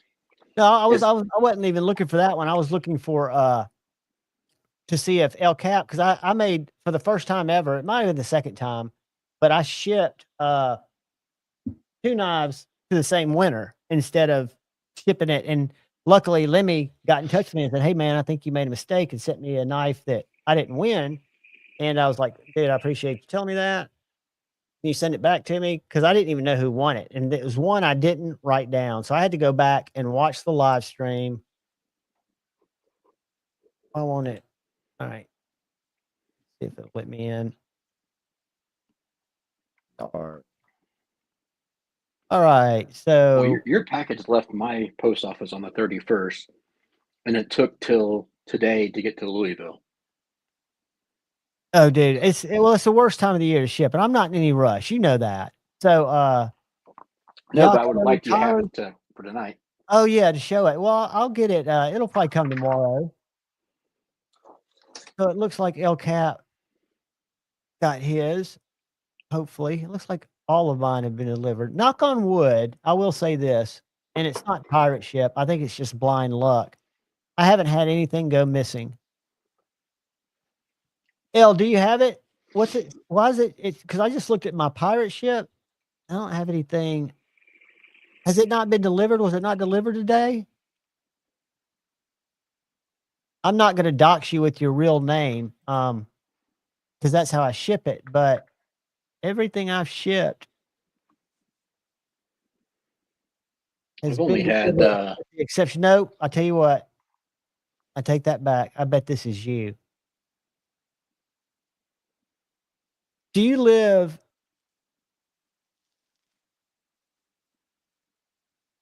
I need to know. Yeah. Just respond to them offline. No, yeah, I will. I can tell you right now, it is in transit, and it is. I'll probably deliver tomorrow because we're only a couple of states away. Expected Monday. I've only had one issue with pirate ship, and it is the fact if you have multiple addresses for a person and you delete one of them, like an old one, it doesn't permanently delete it. So if you go back in there, it can auto-populate to an old address. Absolutely. Which screwed me once, and I had to actually stop delivery on it. But you have control, I feel like, through pirate ship more so than if you just, like when I used to just take them and mail them through UPS or USPS, you didn't have, I mean, I feel like at least with pirate ship, they try to help you. I mean, I've heard from Lefty that he's had some claims that he made. One was on that deadlock, that he sent an envelope that got crushed. Wow. You remember that? Yeah. But they paid out. I know, but I don't know why you would. Well, I'm not going to go there. No, I don't That's either. I can't imagine shipping I ship giveaways in an envelope, but if it's a fixed blade or if it's a knife in a box, I'll put it in a box. And I've got a ton of boxes here. I look like a cardboard hoarder of knife boxes. Yeah. There's no, again, I think if you ship so much stuff and you don't think and you've never had a problem, again, I think I told you guys, I've had one shipment lost, shipped to me from Knoll Knives, some scales. Never know where those things turned up. But just, I wouldn't ship anything of value in an envelope. Just Well, I'm wouldn't. not getting any questions. I got to pull up the chat. Sorry. Oh, dude. What's up, Rick's Knives? Edgy, throw out some good sharpening questions, brother. I know some of you guys have questions. I've got to find a stone holder for my buddy A to Z EDC that lives here. I know I've got one in the house for his work sharp because he's stuck on that work sharp. All right. Now he's got got chat pulled up. Let's see. He's got thousands of dollars. I mean, his knives make my collection look like a pauper's collection. And I'm like, dude, why not invest $400 or $500 in a sharpening system? You know, instead of it, there's nothing wrong with the work sharp, but you can get much more precise system. It just makes your life easier too. And he likes doing it. You're not fighting it. So if I do things therapeutically, and I've learned one of the other things I got from you is I was always rushing. And when I look at a jeweler's loop, I will always see imperfections where I jacked up. A little freaking fly on my mic. Sorry about blowing in y'all's ear. But let's see. Hey Rick, glad you made it, buddy. I'll address Shane here in a second, but Mark just asked something. All right, let me find Mark. There we go. So Mark, what I do typically is if a knife is super, super thin as far as the blade stock, then I like to use the center clamp. That would be a slip joint usually too, right? Slip joint, something like a Victorinox, something like even that where I could get away with that on double clamp, but I could put that in there pretty easily.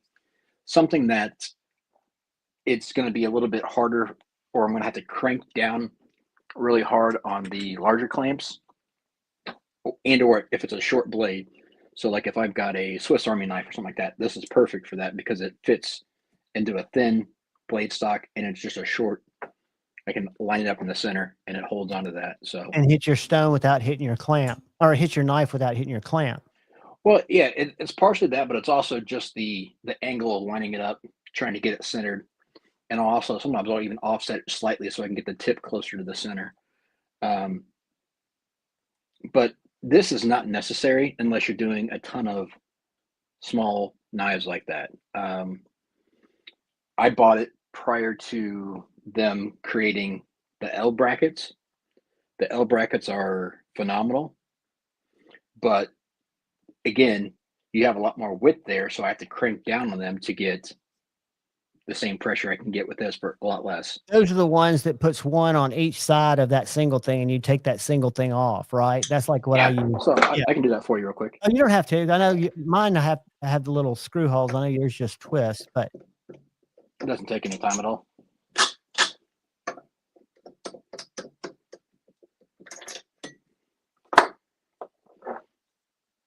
But what I was going to say is I've noticed that speed is not what you should be after when you're sharpening knives. It should be slow and steady, in my opinion. Because I'll always get little jacked up areas that I don't see until I'm done because I'm not checking it all along. I'm checking for a burr, but not checking as much to make sure I didn't jack anything up. And when I say jack it up, just visually, where it's not as nice as I want to get with my sharpening. I can't, again, let me know if there's, so what Shane was talking about, choil versus no choil. It depends on the actual plunge. The choil is not necessarily the issue, it's the angle of the plunge. If it's a straight plunge part, which is this part right here. So this plunge falls about 3/4 of the way back in the choil, which would be considered pretty decent in my opinion. But sometimes you'll see a choil or a plunge come up right towards the front of the choil, and that's going to create the same type of issues. So, for instance, this, having a straight plunge like this, you don't necessarily need a sharpening choil because you can get your stone all the way down into that point. And But just put it parallel to it. But if it was something like, let's see if I've got anything. I try to stay away from shitty plunges, but okay. So this is not one, but just visualize if that plunge came all the way to here and there was not any room, I would create a smile every single time I sharpen that. But if now you can see where I don't know if I can get that there. Let me hang on 1 second. Let me try. While you show that, I'm going to grab a knife with a smile on it. I'll be right back. So let me know if you guys can see that plunge area very well.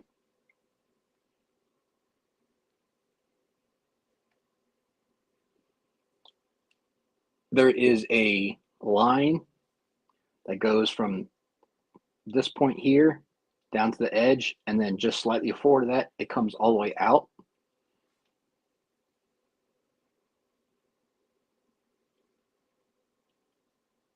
Give me any feedback, guys. Can you see that at all?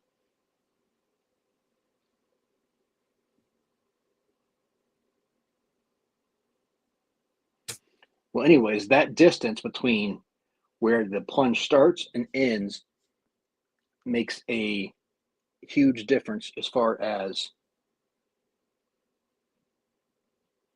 You can't really see it, but this has got a distinct smile on it. Let me get one that's not a black blade. That'll help.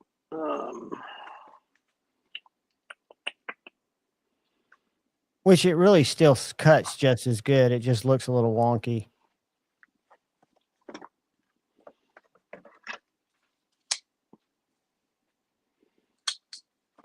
Trying to find something that's got a crappy. I don't have too much like that.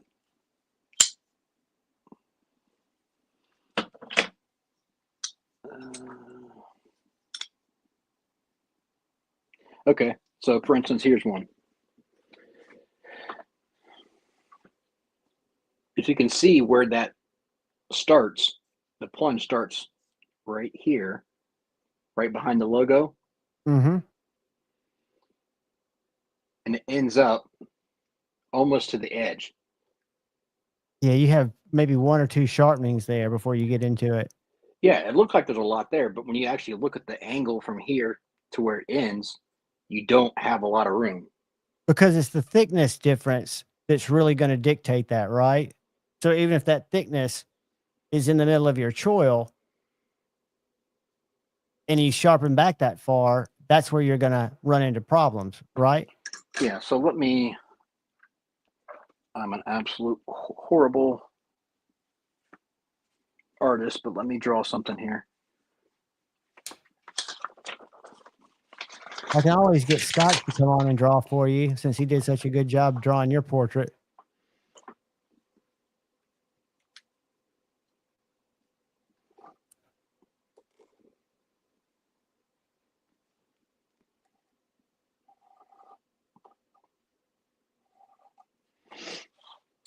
Here's a good choil on this little Aries EDC while he does that. You can see the plunge comes back behind the choil. So if that is our knife, and this is where our handle terminates, the angle that they grind the plunge in from here, it can be a swooping plunge like this. It could be a straight plunge like a spider cow, or it can be an angled plunge like that, right? At the point that it starts to the point that it ends, that angle determines how deep that grind is and also how much room you have to sharpen. Does that make sense? Can you guys see that? Is that better if I get it up closer? That makes sense, but why would a maker or designer choose to do a shorter one. Is there any benefit of making your plunge where the choil's not ideal? Because I see so many different. It seems to me you want your choil as far back as you could get it. So it depends partially. Shane can talk to this on your starting blade stock versus how thin you want it to be behind the edge. So if you have to remove a ton of material, this angle is going to be steep. Now, how you go about getting to that point, whether it be a swooping plunge and adding a sharpening choil, or you go straight up and down where you don't have as much issue, that's harder because it's hard to get to do a hollow that way. When you're grinding, to get all the way back into the back of the heel. But if you were to do like a sweeping plunge, like, let me grab a good one. Crispy critter. Dude, I hope you feel better, man. I've got to get so much tooth work done. I'm just terrified. Okay, so this knife, if you see where the plunge swoops in and starts back here, right? Mm-hmm. Well, it actually terminates about right there. So you have from here all the way down to here left to sharpen up. So you have a ton of room. Right. And they did that because of the way the wheel, when you're grinding it, did the hollow, right? Because that's hollow right there, isn't it? Yeah, back here, this is, yeah. Yeah, the back part. But also why they went into a sweeping motion, because you're not going to get straight up and down there with that. Does that make sense? It does make sense. I guess. I know it does to people who've ground before. But you just see so many really bad ones. And I'm sure a lot of times in China, it's just overthought, right? They're not thinking about the best way to grind it. Or do you think that there's always a reason that a knife? No, I think that a lot of times they just don't pay attention, or they're just trying to get something done. Right. So you should always be able to integrate a good plunge grind into your design. Oh, without a doubt. Yeah, I mean, that's kind of. Here's an example of a bad one. Rest in peace, Arcform Designs. But can you see this this Arcform Slimfoot? How the plunge is so thick coming out to yeah, and you have zero room there. Zero. And well, I guess you'll see it sometimes even on certain knives. The termination of the plunge is actually past the edge, the beginning of the heel. So, for instance, let's say like do you have a 940 there? Yeah. If you grab a 940, it's virtually impossible to not get a smell on a 940 because it comes out all the way to that corner. Look at that. It's out past the termination of the heel, the plunges. So it's thick behind the edge too. I did 5-door because I don't have my mirror on. So when I think I'm grabbing the ass, I'm grabbing the blade. So I'm only going to use one hand now. I'm holding my balls with the other one because I did almost just slice my finger off. Why would Benchmade do that? Or not make an adjustment? Because I know they sharpen all the original design, and they wanted the thickness behind the edge, and they didn't plan it that way. I mean, it's a planning thing. But could this knife be the same thickness with the re-plunge design if they took the time to do that? Or would you lose something in the grind, or would you lose something in the thickness? So it's laziness is what you're telling me, because they have a sharpening service. Right. I mean, I wouldn't think that. I'm not going to call them lazy, but I think it's oversight, and it's not thinking of the end user. Because you would think that they would see a lot of smiles when people send their knives in for sharpening, and somebody they care. We could fix that with a little modification to, I'm assuming, a CAD program. Mm-hmm. Yeah, I mean, I just don't. Oh no, 5-door. Finally got a Les George Talos the other day and cut his thumb to a biblical degree. Did I just make up a word, or did I say cut my thumb to a biblical degree? No. That's what it says. Chris 229, I know, but I think I read it. I think I made up a word. I think I went dyslexic, full dyslexic. Timmy Bama Ninja. Ooh. I will say this: the good thing about having a sharp blade, if you do cut yourself, it heals a hell of a lot faster and cleaner. That is true. And that's when I got ironically, my Kershaw chive, my tiny little cat collar knife before I was a knife guy cut. The doctor made a comment on how easy it was to stitch me up and for me not to expect a scar because the cut was so clean.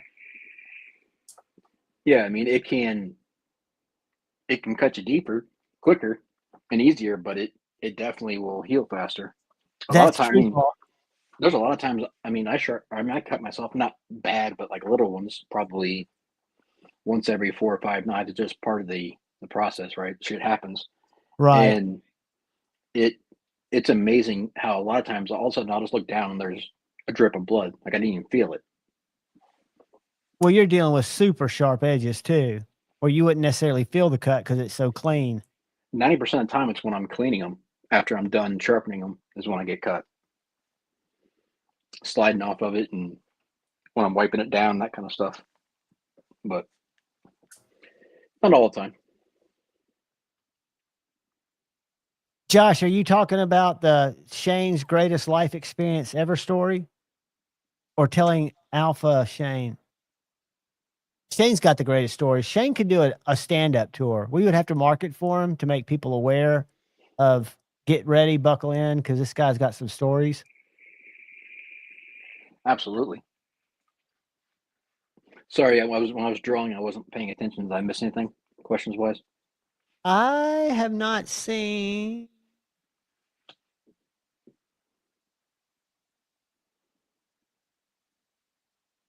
Oh yeah, no doubt, Crispy.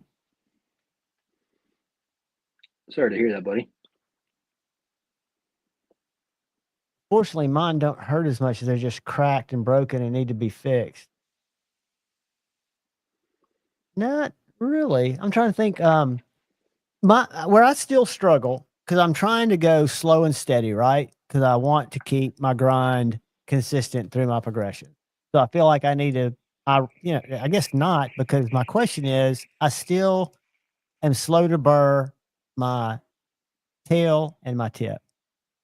That's where I always feel like That's natural though, and it's is it not natural? because That's what I was curious about. yeah, it's natural because So will you find usually yourself spending more time on that tip? Or do you still like to keep, and I'll keep the same stroke angle when I'm working that tip, but do you still work the whole blade to get yeah that tip to burr and burr? So you're yeah. not, So what a lot of times happens is it's how a knife is ground. It will be thicker at the tip for the heel, so it takes longer to get there, right? right, because you're going through more metal. So let me actually. I've got. Well, let's see if this will do it on there. What are we missing, Ed? Yeah, I watched part of it, Ed, but I didn't get a chance to watch all of it. Well, I just took off the wrong clamps, but let me do that. Yeah, you should be showing the ease of those. Mine have the little where I have to put because I bought some of those Gritomatic hex wrenches, and I've got a super magnet stuck on my base where I just stick the one that adjusts my clamps, but I have to use it because my 360 has those little holes on the screws where I don't have the fingers, where I can't just do it with my fingers. Yeah. Well, let's just do this. This one needs resharpened anyways. Plus, what the hell, right? If we got time, I'll just sharpen this while we're talking. And if Yeah. you got Yeah, questions, I'm curious how ask. you're gonna. I'm just curious how you're gonna address. I mean, it sounds like you're gonna do the same even strokes until you get your burr. I'll show you what I'll do. So what I'm trying to do, first of all, is get this lined up so where it's relatively square. Parallel. Yeah. And I'm actually going to need to bring it back towards me just a little bit. Tell me if I get off camera. You're off camera. Okay. So you can move your camera though, can't you? Twist it a little bit back to where you need to get it. Let me see if I can angle it and then pull it back this way. There you go. You're going the right way now. There you go. Now we can see it. Okay, well, because I need to bring it back a little further, because what I like to do is I like to clamp it down. So I'm going to clamp it, and then you tell me when I get in line. Okay.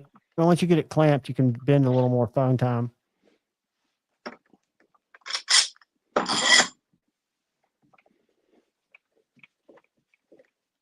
And if you remember, shoot me an email that you use for TS Prof. No rush. Let me see if I can't get the camera to.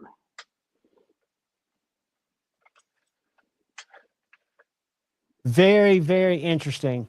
I've heard, what's weird is the main news stories have gone away, but they're still being seen. And I saw a report of one seen by a fisherman coming out of the ocean, like being launched from a submarine off the East Coast.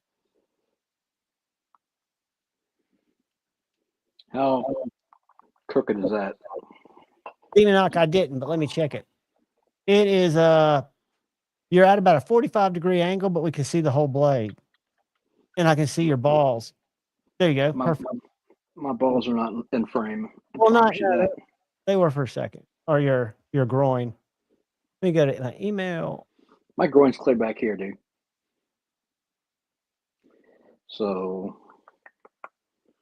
let me go to cameras.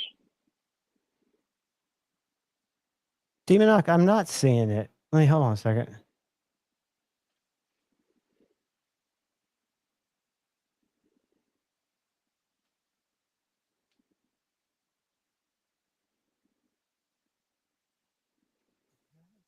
Date? Yeah. Demon Knock, when did you send it, buddy? Was it an email or an IM? Happy Friday, Pitt. Channel member, good to see you, buddy. I saw they had a few Project X's in stock too. Give me a second. I'm going to raise this up a little bit. Bob Door says, just mount the camera to the stone and we'll ride along with you. If only it were that easy. Have you seen those tiny webcams, dude? And the only reason I say that is if you ever do there might be a way to actually mount a camera on your rod facing down towards going over the stone, which I don't know if that'd give you a good angle, or mount it under it.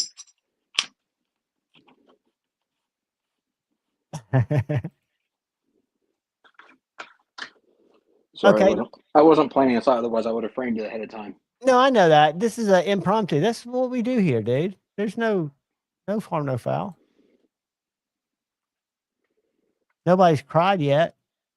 I haven't got any. Well, maybe I should look at my messages before I say that. Oh, tough shit. How about that? Oh, I gotta use the mobile app. Fuck. Oh yeah, go a little bit more towards the blade. I'm moving the other arm. I got you. All right, hang on 1 second. Ooh, no, I don't want to end the stream.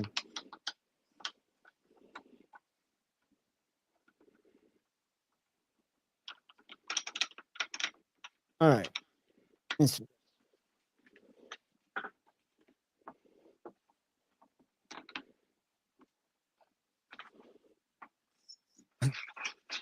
Bama Ninja.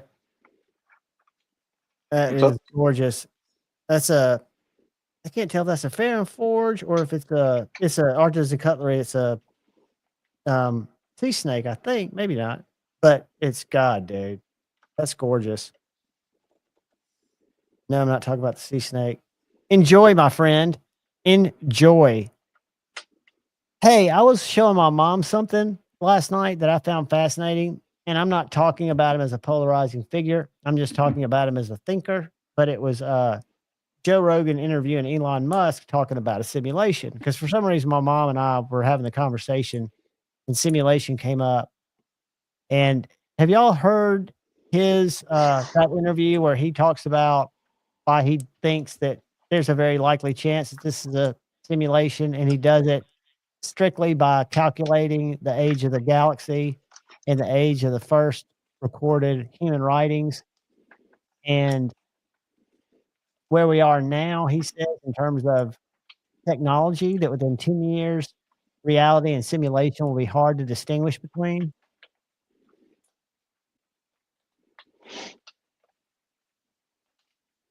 No, I haven't seen that. Yeah, that whole thing about are you talking about the Tesla bombing?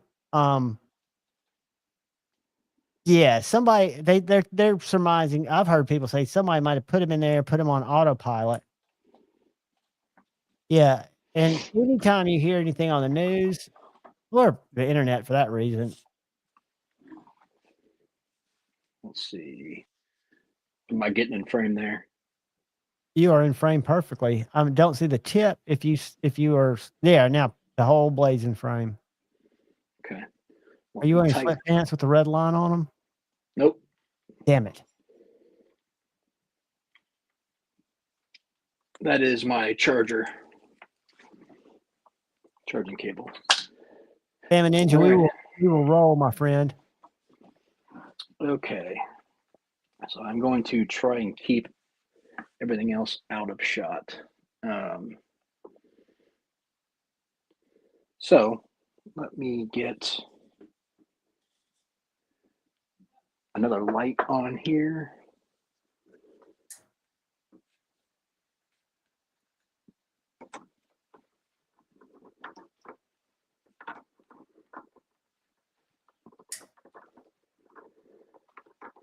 You need buddy. to look into a Wubin E1. What? I've got lighting. I'm just having to reattach to my. Can you see my screen? This little light is the one I put on Brother Brown back there, but it's made to go on iPhones. But it's a little light that it's magnetic, so you can stick it anywhere and have it shine. You can adjust the brightness. You can adjust either yellow light, white light, or combined. Then you can get as much light on that you want on your. It's a soft light, so it's a photography light, but it also works to. But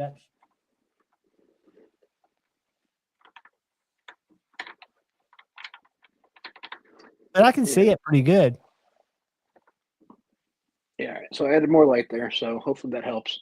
All right. This doesn't give me a ton of room, but we'll have. Well, I can see what I can do.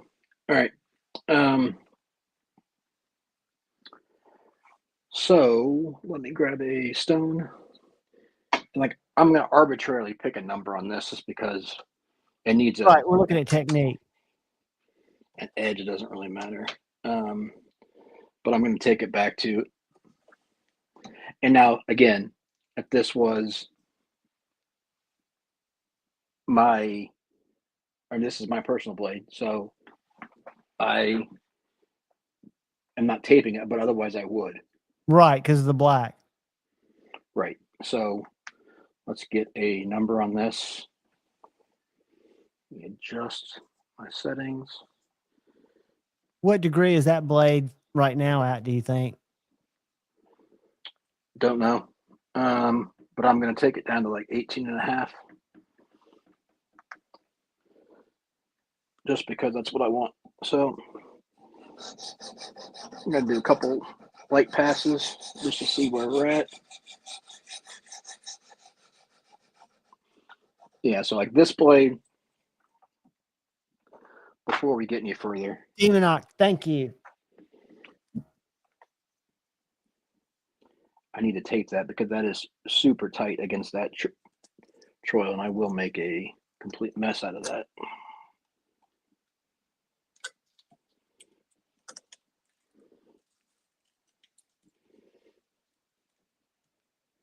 Demonox, as a matter of fact, I'm going to reach out right now while Kyle takes that off.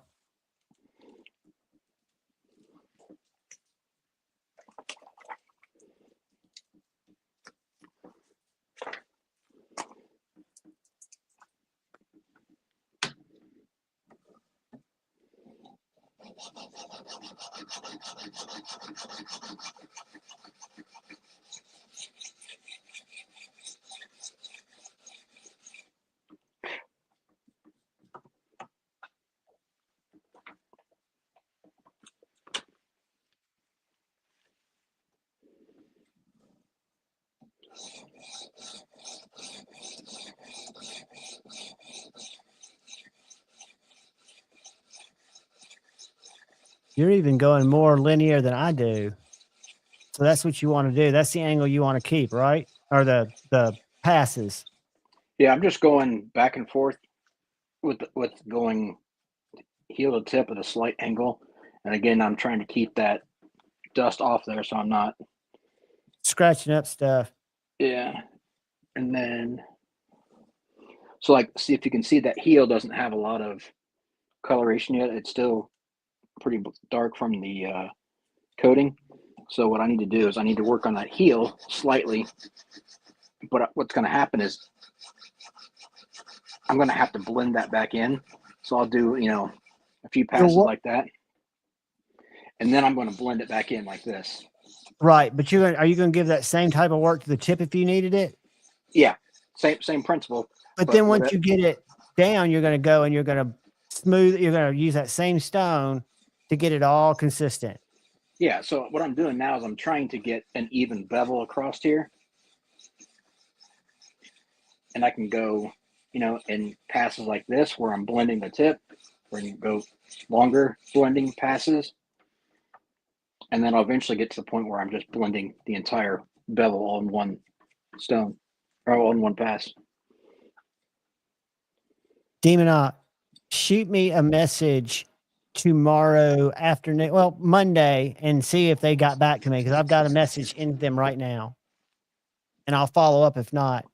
I'll try to remember, but you guys know I'm genetically predisposed for dementia, and I think it's already coming in.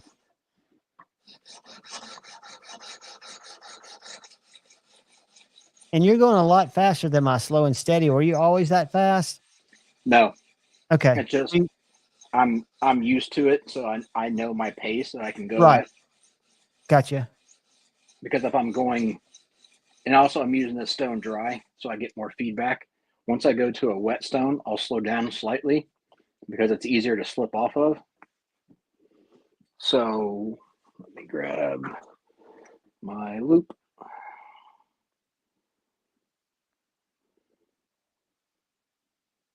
And you've got a burr you feel like consistently from tip to tail?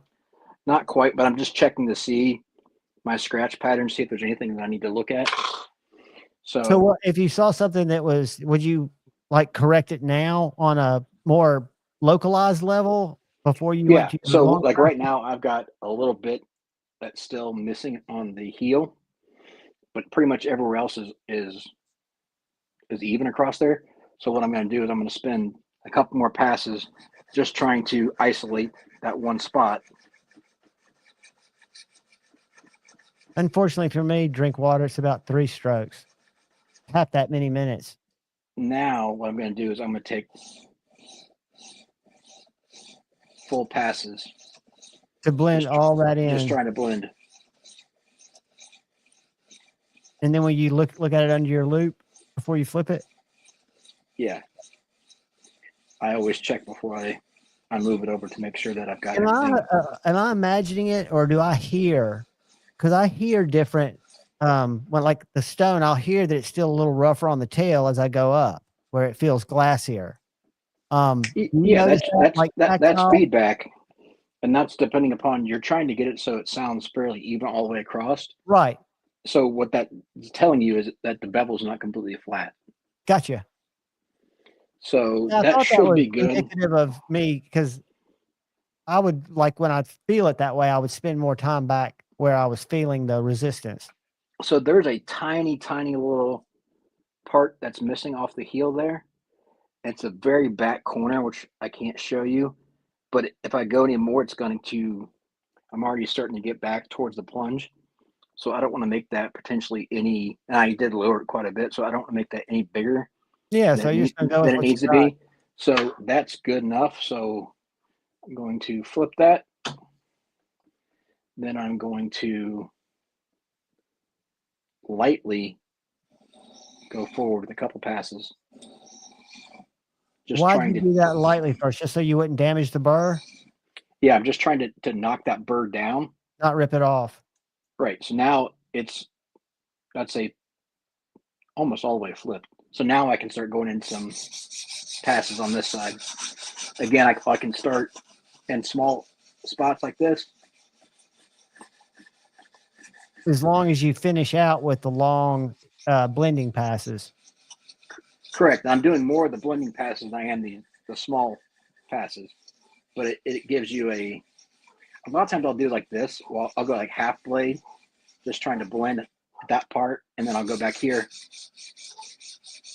and do this back half blending. And then if I need special area like right here, this heel is a little trickier, so I'm going to spend a little bit of time there. And I'll go back into blending. Which you're just making even pressure passes from heel to toe or heel to tip. Yeah, I'm not putting any pressure on this at all, just moving it back and forth. I mean, I'm using enough pressure to hold it flat, consistent, but I'm not doing it to the point where it's grinding it. Right. So basically letting the stone do the work.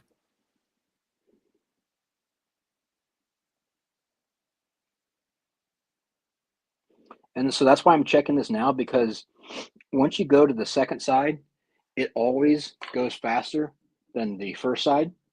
I've noticed that. Because you flip the burr. So that's why we always chase the grit, not necessarily the burr.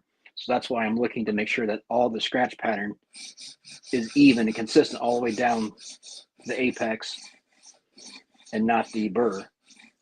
I'm not worried about the burr, because the burr will flip immediately. Because you're doing that just kind of a soft push. You're almost pushing it back over on your first couple of passes, right? Correct. I'm just trying to flip it. So there, now we are good enough to go to the next stone. So let me grab this one.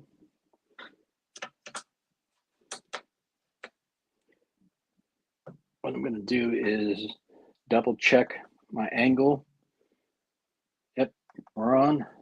So I'll do the same thing. Let me ask you one quick question before you start there. Yeah. I noticed when I look at my edge, I'm looking kind of straight down at the flat of the blade, at the flat of the bevel. It looks like you were looking at it at an angle, which almost makes more sense. That you were looking at the top. That and the phones are right above it too, so I can't get my head directly in line. Okay. So would you normally look at it flat down? I look at it multiple angles. So I'm moving and adjusting as I go around. So I'm actually I'll go move my head up and down the blade this way to follow the line. But I just can't do it with the phone in the way. So, but I mean, I know you'll look at the whole blade, but will you look at it at different angles, like top down, and then look at it almost at the side where you're looking at it at an angle? If I'm switching, if I'm switching up a knife, like yours A100 that was in, I had to adjust because you had so many waves in that. I had to adjust the angles. So then, yeah, I'm actually looking at it from top a little bit more from the flat side of it. Sometimes I'll even tip it like this more towards the light to look at it. And you're looking for waves at that point, right? Or yeah, I'm just trying to make sure all the teeth pattern line up. Very, very interesting. Guys, do y'all find that helpful? I mean, I do. I mean, I'm still not there, but I'm getting much, much more comfortable.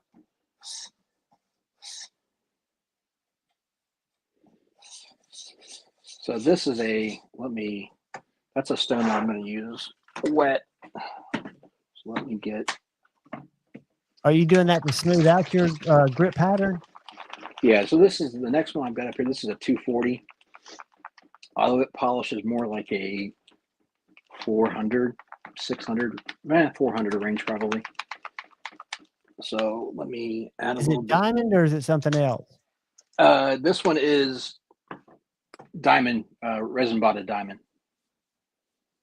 And do you typically use all your resin bonded diamonds wet? Yeah. I used to. Usually. I used to with the spray bottle. The only thing, I didn't have the baby oil in there. I had the soap and the water. But then I slurried up my fucking Evo and quit using. And I figured I'd rather buy more stones. Well, you'll watch here in a second. That's probably all I'll go before I go back in and lightly wipe it off. To make sure anything that you've built up, you're getting off. Yeah. And I'm sure it's different with your cutting stone. You're getting a lot more of that stuff on your first stone, right? Yeah, I mean, you're taking off less material as you go. This is more just cleaning Refining. up. Yeah. But it's still enough that it will scratch if you're not paying attention. And I've also got my system set up to where I can't really go to the point where that's as far as I can go. It's forward. Hey, Todd, Ron threw up a question. Did I misquote you, or did you say you put some kind of oil in your mixture? Yeah. So I'll go through that here in a second. But Okay. if you look at where my stone goes, Uh-huh. that's as far forward as I can go. So I can't accidentally mess up and go past and skid up onto my. I've got the stopper set. Yep. So I can't go any further than that. And I recommend that because mine only came with one stopper on the back, and I bought another stopper so I wouldn't go up on the blade, because even if you're being cautious, you can hit your clamp on that blade. And the stopper, I think, cost me $8.99, the second one. Yeah, they're not bad. It does make for a more sensual sharpening experience, Jeffrey. So what I use 50% water, 25% soap, 25% baby oil.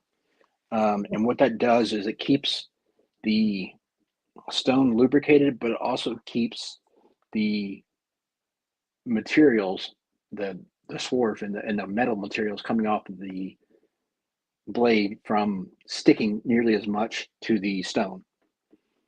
So it's a lot less likely to grab and pick up contaminants on the stone with the baby oil. Correct. And I'm also able to, and you'll see in a second, I'll show you.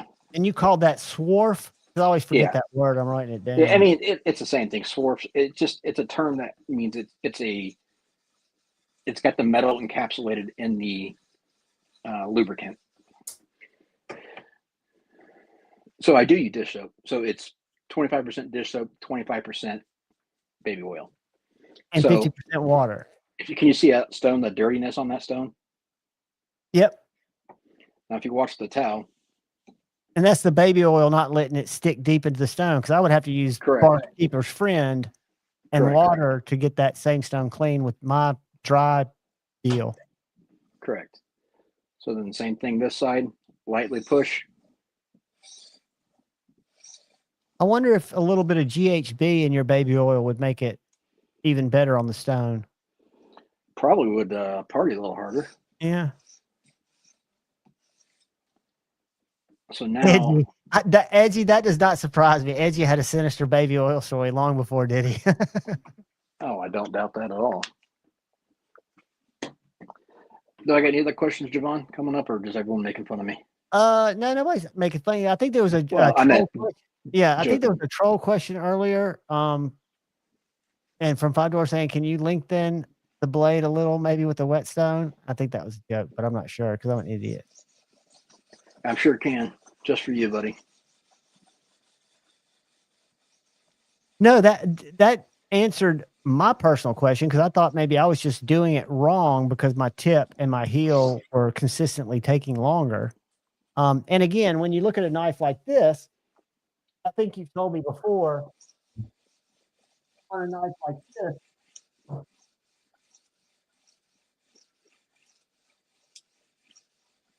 would you adjust this in the clamp when you worked on the tip? I actually sharpened it and got it pretty sharp on the tip. It's a blade.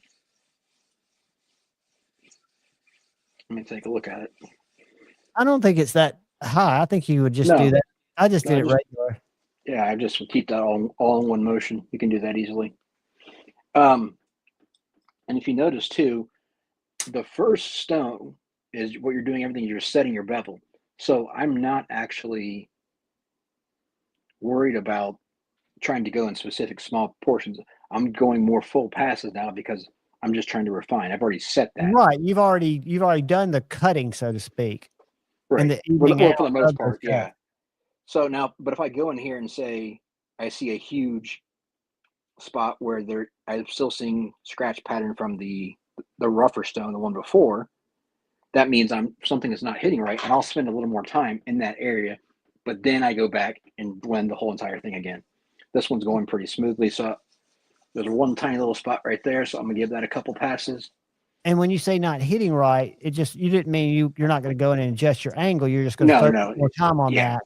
Yeah, because I want the bevel to stay flat. That's the key. So if I'm adjusting angles, then you're actually making things worse because you're only adjusting it in one spot. By staying the same angle, you're just taking more time. It's leveling it out. And I still think I'm failing on the honing strop phase, because what I want to be able to do is be able to fold up paper and cut that shit like Scabs does. Just for me, not for film.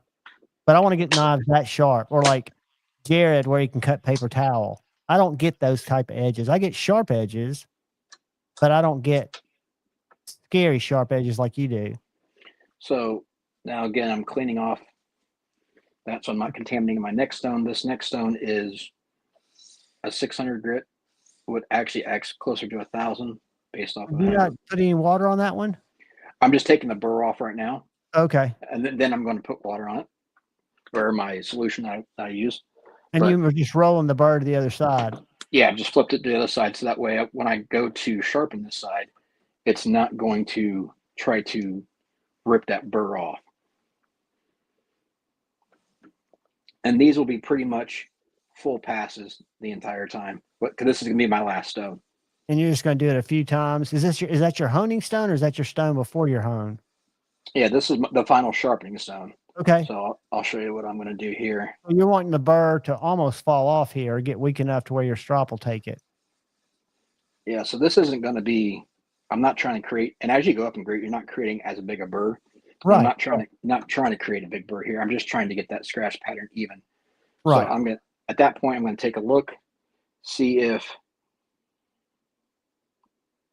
where I'm at, that's pretty consistent. Yep. I'm going to go to this side, same thing, just try to lightly flip that burr. Yep, we're good. Then I'm going to make full passes.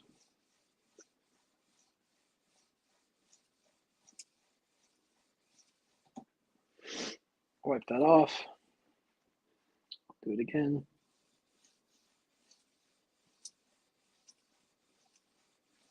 And by all means, if you need to go at like that speed to keep everything there, do it. That's about what I'm doing now. And there's nothing wrong with that. I'm just used to going. Sure, you're doing a lot more knives. You've got a lot more knives on your belt. Hey, Zach, this is Kyle Coonley, aka Cleaning Work, doing his weekly Making Us All Smarter and More Self-Sufficient lessons. All right, so now that we've got that done, what I'm going to do, John, is I'm going to flip back over, and here's where I start to do the honing. Okay. Right.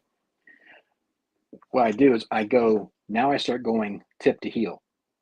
So place it on the tip. About halfway of your stone? Very lightly, just pull back. Yeah. Why would you go tip to heel? Is it working the burr at a different fatigue level since you've been going the other way the whole time? Yeah, you've started the burr this direction, so when you take it off the other direction, it's less likely to actually break off. That's something I learned. Maybe that's why I'm not cutting paper towel. I think I'm still leaving something not as good as it could get. So there, I've got most of that flipped. There's a tiny bit left. Yep. So then I go to this side, do the same thing. Gonna go super light. I mean, I'm barely. Yeah, you're just letting it float. Yep. Maybe 4 or 5 passes. Yeah, just until I can get to the point where I can feel it's popping off. Then I flip. Oops, sorry, didn't bump the camera. Then I'll flip and start doing less passes, but the same thing. Very light pressure. Then I go to 3.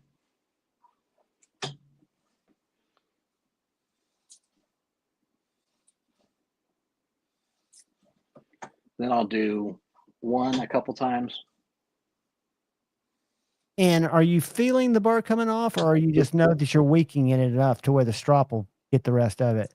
I'm feeling it, but I'm also hearing it too. So like I can. On each side, when you flip it, you're hearing less resistance. Yeah, and I can also feel like the drag. So if I'm going like this, like right there's a little more drag than back here. So I might do 2 passes just to make sure everything's off there. Go to this side. That's smooth all the way across. So then what I can do is I'll take a stone, doesn't matter what stone it is, as long as it's higher than this stone.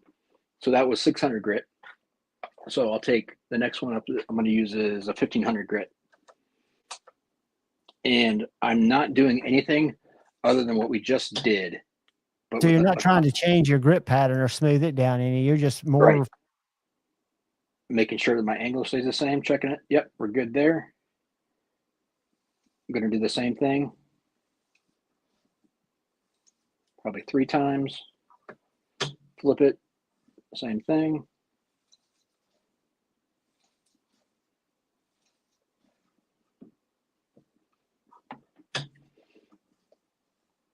Then less passes.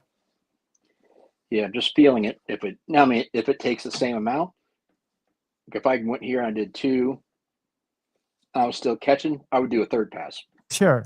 Until because you're using both your timing and your tactile feel of Yeah. what you hear and see or feel. Yeah, it's like that's pretty smooth there. So then, and this is why I say that this honing process is almost as important as setting your bevel. It's because this is getting 95% of the burr off before you go to the strop. So that's why we don't go through all the progressions of going through so many different layers of compound. We're just going to go straight to the low compound because I've done majority of the work on the stone, which you have less chance of rolling it or having issues by doing it on a firm stone than you do on got your fixed a leather. system.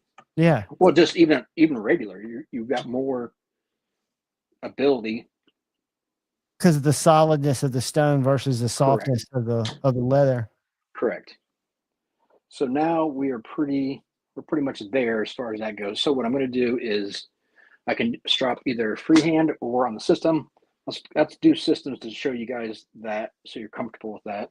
And again, now I'm spending extra time cleaning this off because I don't want any contamination going to my strop, whether it be water, any of the particles. I want everything off of there. I even go into here and I clean off my entire stone holder. Right, because you pick up a lot of crap there. Yep. So then I'm going to go switch over to, let me grab, let's go.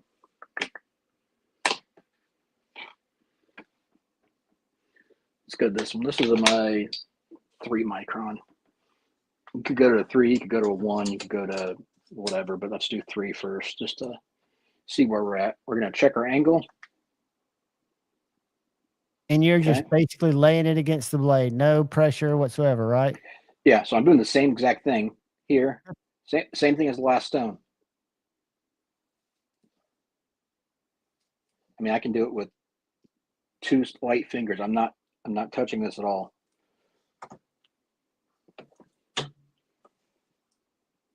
But that's making a huge difference. I can just tell what you've done with the 2 honing stones and with that. That's got to be so much more refined than the edges I've been stopping with. Well, it's getting that burr to fatigue and pop off versus you're not trying to snap it. Cheeto says, can you do it one-handed like stunt sharpening? Absolutely. I mean, that's pretty much, if I wasn't like, so this part here where I'm honing, yeah, I don't necessarily need to go out here a tip. I'm putting my finger out there just to show you how to hold it out there.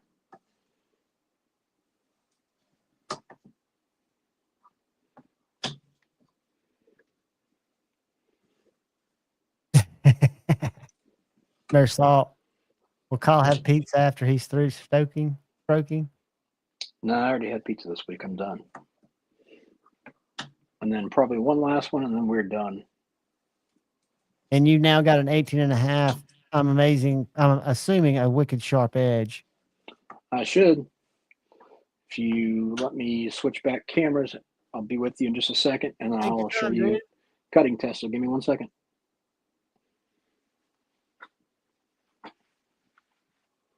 Guys, I don't know about y'all, but I'm learned so much watching this and actually practicing it. And unfortunately, I'm practicing on knives I probably shouldn't practice on, but it makes me that much more careful. And I think it's a good skill. Because for me, a lot of people I know find it a hassle. I find it therapeutic. Just like I do, I'm weird about taking knives apart every 6 months or a year and checking them for corrosion, cleaning them up, just because I'm a weirdo. Nothing wrong with that. No, I mean, it's part of the hobby for me, right? Is playing with my knives.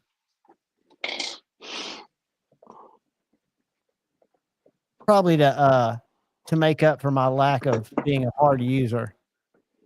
Did any of y'all watch Erica's video that I recommended last week? Nope. It's a good Sorry. one. No worries. I did not send her an IM. I thought, or DM. I thought I was going to, but I couldn't make my fingers type it out. I've still got work to do. Let's see. What's the camera showing now? How does it look to you when you look at it? So let me move this back out of the way. So let me clean this off of here. Pull some tape. Hot car. True, Richard. Some old kitchen knives are good. I've got again, I've been sharpening for quite a while. Again, my greatest failure. Not really a failure because I'm a user, but I've got some of that swarf jacked up my edge on my Evo a little bit. Not my edge, but my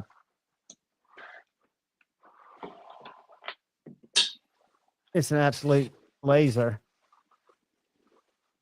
The edge is fine, but I just got up into the swarf, which I didn't know about that Captain tape.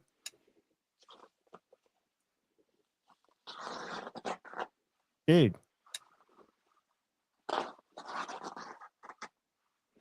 And that was just a little quick. I don't know what that took me, 15, 20 minutes. Yeah, if that. And you So- changed the angle. That wasn't, you didn't stick to the same angle and just refine it. I mean, that was Yeah, that went from probably 22 to 23 down to 18 and a half. and you talked about that stone, which that's the TS Proc stone, that blue one, right? The blue backed one? No, that is the Poltava. rate That is the Poltava silver. And it's just a killer cutter, isn't it? Yeah. I mean, it absolutely destroys it. And that's why I love it, is because it doesn't take me nearly the time to sit there and waste on stones and setting that bevel. So then I went to the TS Prof Alpha stones. That was the 240 and 600 that leave a good polish and good finish. So Right. if you, I don't know if that's in frame, tell me, I can't see it very well. It's in frame. Go a little lower. Lower? This way? Well, are you just trying to get to the bevel? Because it's, yeah. Yeah, I just was trying to show the edge. Go back towards the back. Go up. There you go. There you go. Right there.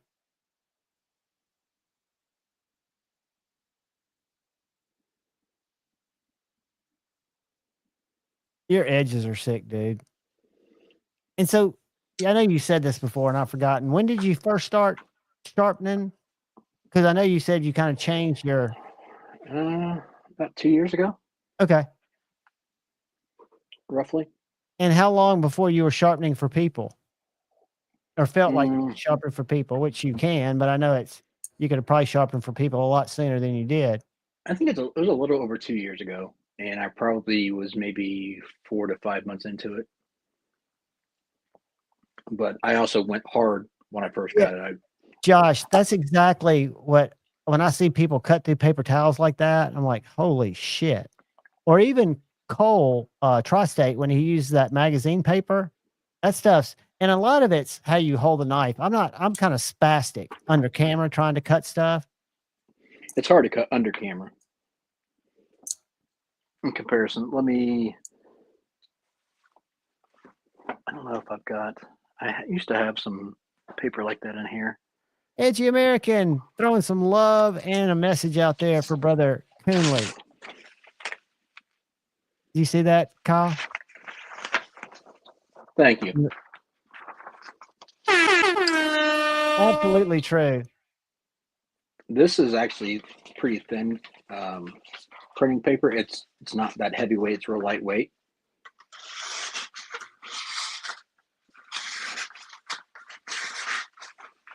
Oh, gee.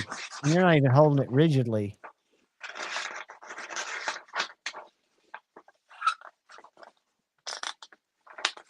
Richard, if you don't already have it, there's the greatest accessory that you can get for about $5 for that Work Sharp sharpener, because I used to sharpen on it. Let me find it. You can get curls off of them too. Dude, I mean, and you didn't spend any more time than I ever do.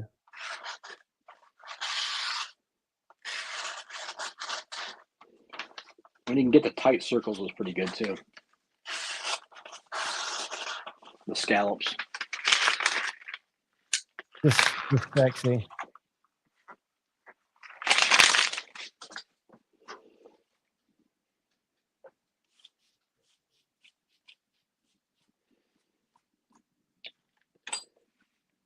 Thank you, Shane. So this little thing right here, I'm gonna pull it up and show it to you. Whoops. Javon, I'm gonna go wash my hands. I'll be right back. Okay, buddy. I'm about to show this. So this is actually, I lied. This is $5, and you probably might already have one, but it helped me because when I'd put my knives in, the clamp would wiggle a little bit. And these little wedges, they're like soft, pliable, something rubbery. And you just stick them right there. And it keeps your clamp more stable, right? And it doesn't, it's cut to size, so it's not going to adjust your angle of your clamp. It's just going to keep your clamp from sagging. The other thing, which you probably already have, but that I found to be a game changer for my TS Prof or my Work Sharp before I got my TS Prof were these stone holders. And I got the 4-inch, and I probably should have gotten the 6 inches, but the stones were more affordable. But this is, they also make a plastic one that's much less expensive.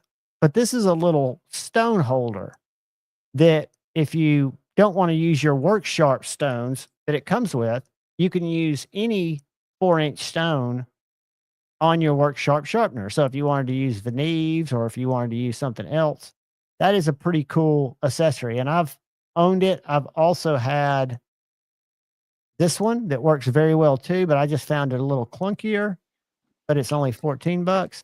All right, buddy, I'm back. That's the only downside is using that solution that I used. Your hands will get kind of slick afterwards, and I wanted to just clean them off. Well, I noticed too. Yeah, absolutely. A piece of scrap wood, anything that's cut to size. Unfortunately, I'm not very manly, so when it comes to like using tools and cutting things to size, I would jack it up. So I'm the perfect consumer for stuff like that. But yeah, for some reason, oh, Bama Ninja, I can't believe I missed that. What's that? I remember when Kyle would embarrass Imler on his lives because Kyle knew more than Imler about sharpening, and that was 3 years ago. Mike knows what he's doing. I'm not going to say he's not a good sharpener. He knows what he's doing. I just don't care for him personally, but he knows what he's doing. I'm not going to bash his talent. But Richard, I'm gonna throw some. Do I agree with everything that he does? No, but I'm sure he does it with me, and that's fine. But and I don't know if that was 3 years ago or not. Maybe, but I lose track of time. It goes by so fast. But I mean, Mike's a good sharpener, so I'm not gonna shit on him for that. I think he was probably saying one way or the highway. Hey, click on that link, Richard, and save it. That takes you to all the Work Sharp accessories. That's where I got mine. I couldn't find them on Amazon, but there's a link in the chat that should help you. Yeah, I mean that, and So going back to the I agree, Paul. what? That Elmer's an asshole. I Oh, think he might have no. gotten better. I haven't watched his lives lately, but he seems to be smiling in his thumbnails, which is a step up. Oh, how do you hold down a knife that has a one half inch blade? You're And talking about from heel. I mean from getting spine it in to the clamps, I think. I think just how do you get yeah. it in the clamps? So you're talking more like a Victorinox or a slip joint with a tiny blade. Those are difficult because you're going to need something that's going to hold that thin blade stock. You can do it with something like this, even with if you don't have that, um, if you don't have a central clamp like this, you can do it with just one clamp and put it here. And for instance, you'd try to find the flattest spot on the spine and get it to right there. And you would clamp it at that point with enough pressure that it's not going to move too much. It's going to want to move laterally side to side a little bit. Because of the Just one make sure, clamp. right. Just make sure that this is firm but not cranked down, and that you're going slow and not trying to put pressure. Because if you do, this is going to slide in the clamp. If you're going lightly, it's not going to move side to side. So Todd, and so does brother Kyle Coonley. He needs to start. Kyle, do you have a channel? I know you do have a channel, but have you started putting content on it, sharpening content? Do you plan to? I don't know. Yeah. It's debatable, but as of right now, probably not, because I don't have the studio set up the way I'd want to do it. So Right. Um, That is true. appreciate that, Todd. Thanks for including me in there, buddy. That's funny. I noticed that Stevie last night, because I didn't ban, but I put in timeout this one dude, because the only thing I don't mind if you come in and you've got opinions. If you're saying something that's going to get Stevie in trouble, that's different. But this guy was just what I consider spamming, where he was putting the same thing in and he was just filling the chat with his stupid whatever he was saying. And I put him in a corner. It doesn't matter if you're saying the hi 8 million times. If you're doing it every 2 seconds, then yeah, you need to be spanked Just a little bit. have a sit down. Howdy, Karen.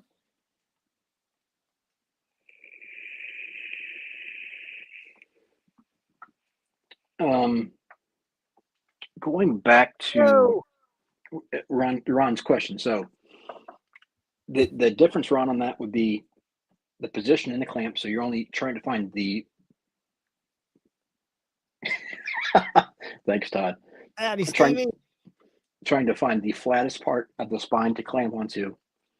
And then because of that, your angle is going to have to be steeper. You can't lower it back really far because you're going to bump into the clamp. So you're going to have to make sure that angle is a little higher, probably 23 on up, 23 to 30, somewhere in that range. But that's okay because most of those knives are like that already from factory. And slip joints have a higher angle like that too, right? Because they're so thin. Typically. But the other thing is you could also sharpen a thin blade like that on your stone and just hold it. You could take here. That's how I sharpened my slip joints successfully, because they didn't seem to need as much work. That I just used. You could just take it and hold it in your hand, literally put it from fingertip to the end of your palm, and it's only a 1/2 inch blade, so you can just go lightly across it and sharpen it that way.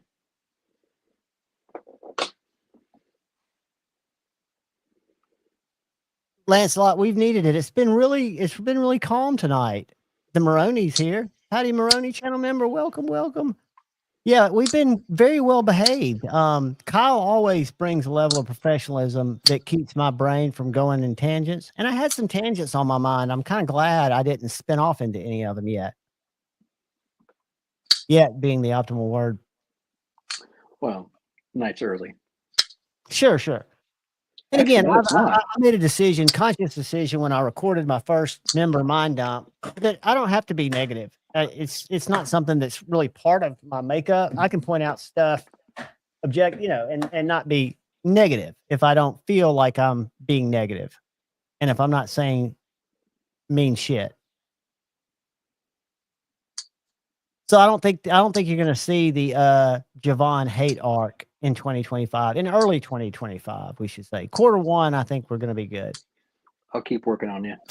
Yeah, it should be debate, not hate, for a while longer. The let's see. That was good, Todd. Ron, I Ron. can't either, but I'll tell you a trick. I'll show you a trick. And this is what I use for my small fixed blades. If I can't take the scales off, like if they're pinned, and for all of my slip joints. Because when I sharpened my first slip joint, I didn't know anything about it. And I just went and set it to 18 degrees. And that was just a fucking mistake. So I check this out right here. This little sharpener has only 2 courses of stone. It's got a smooth and it's got a coarse, but it's got guides, 20-degree guides on each side.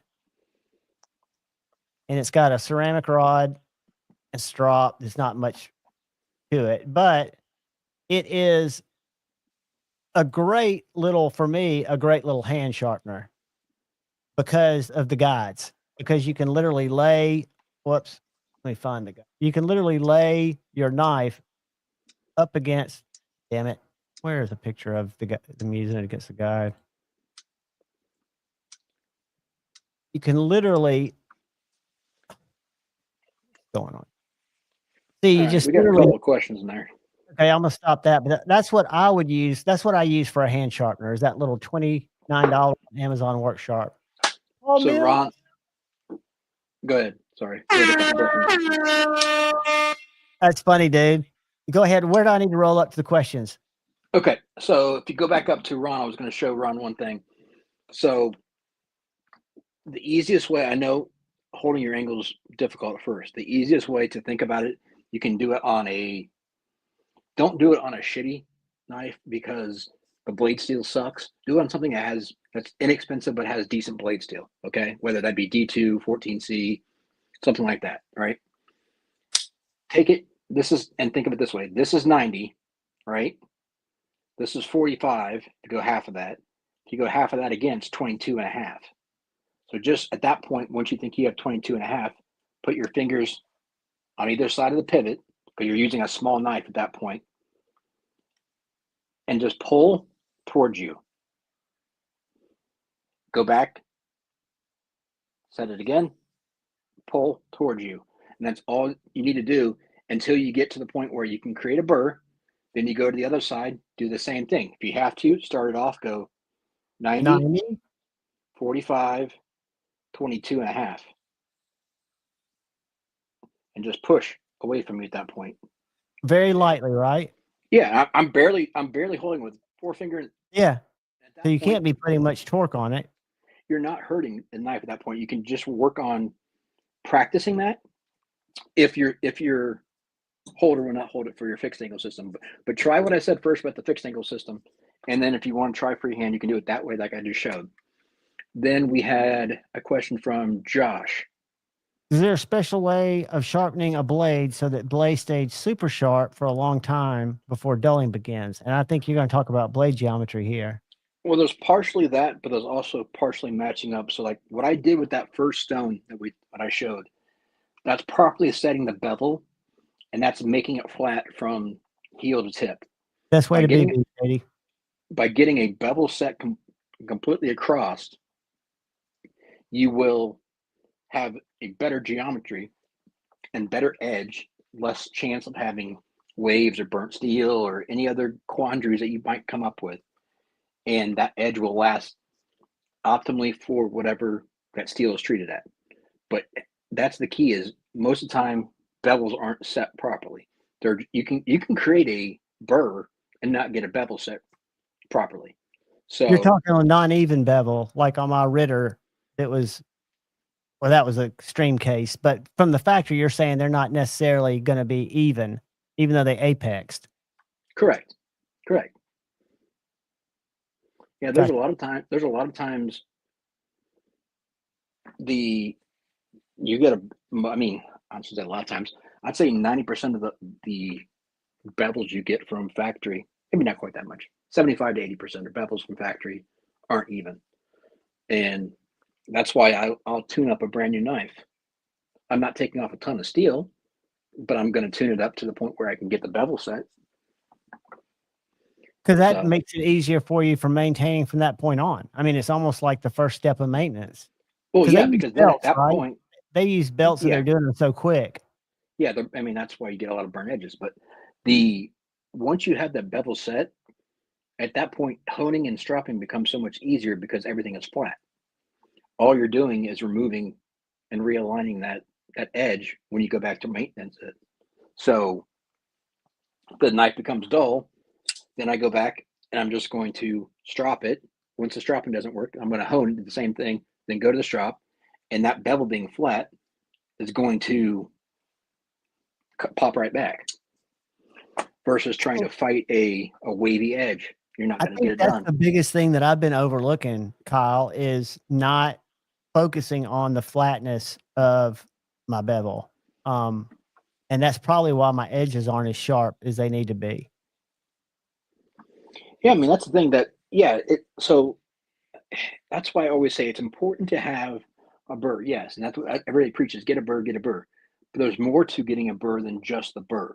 It has to be evenly, and you have to have a matching grip pattern to that burr to maintain the best few chances. Because it's like a micro saw. You're creating a micro saw that you want your teeth to be Yeah. So cutting better. think of it this way: when you are, let me go back to that knife there. If I'm creating little teeth running all along the edge like that, right? Oh, yeah. And then all of a sudden, I decide I'm going to start sharpening in the opposite direction. Now I'm making cross hatches. That's not going to be refined very well, right? You're Or working against your refinement, right? if this angle here is a little bit lower because I spent so much time trying to get that part sharp, that the rest of this now is shiny and this is dull because that part has been neglected. Now the rest of the bevel is going to be wavy and uneven. That Exactly. I mean, that's how you get into trouble. That's why, again, we were doing that earlier. Yeah, I can work the heel for a portion of time, but I've got to go back and blend. Even if it's only blending half at a time, then going working the front and blending half at a time, and then going the entire blade back and forth. You've got to be able to maintain that flatness across there. And that's something that just by being consistent. Scott, you're driving, so you're on your way home, buddy. Listen to us and Said Faction. We'll talk you in. Guys, here's an Amazon link for the Work Sharp Field Sharpener, if anybody's interested. They're not that expensive, and I keep one. Yeah, the field sharpener is great.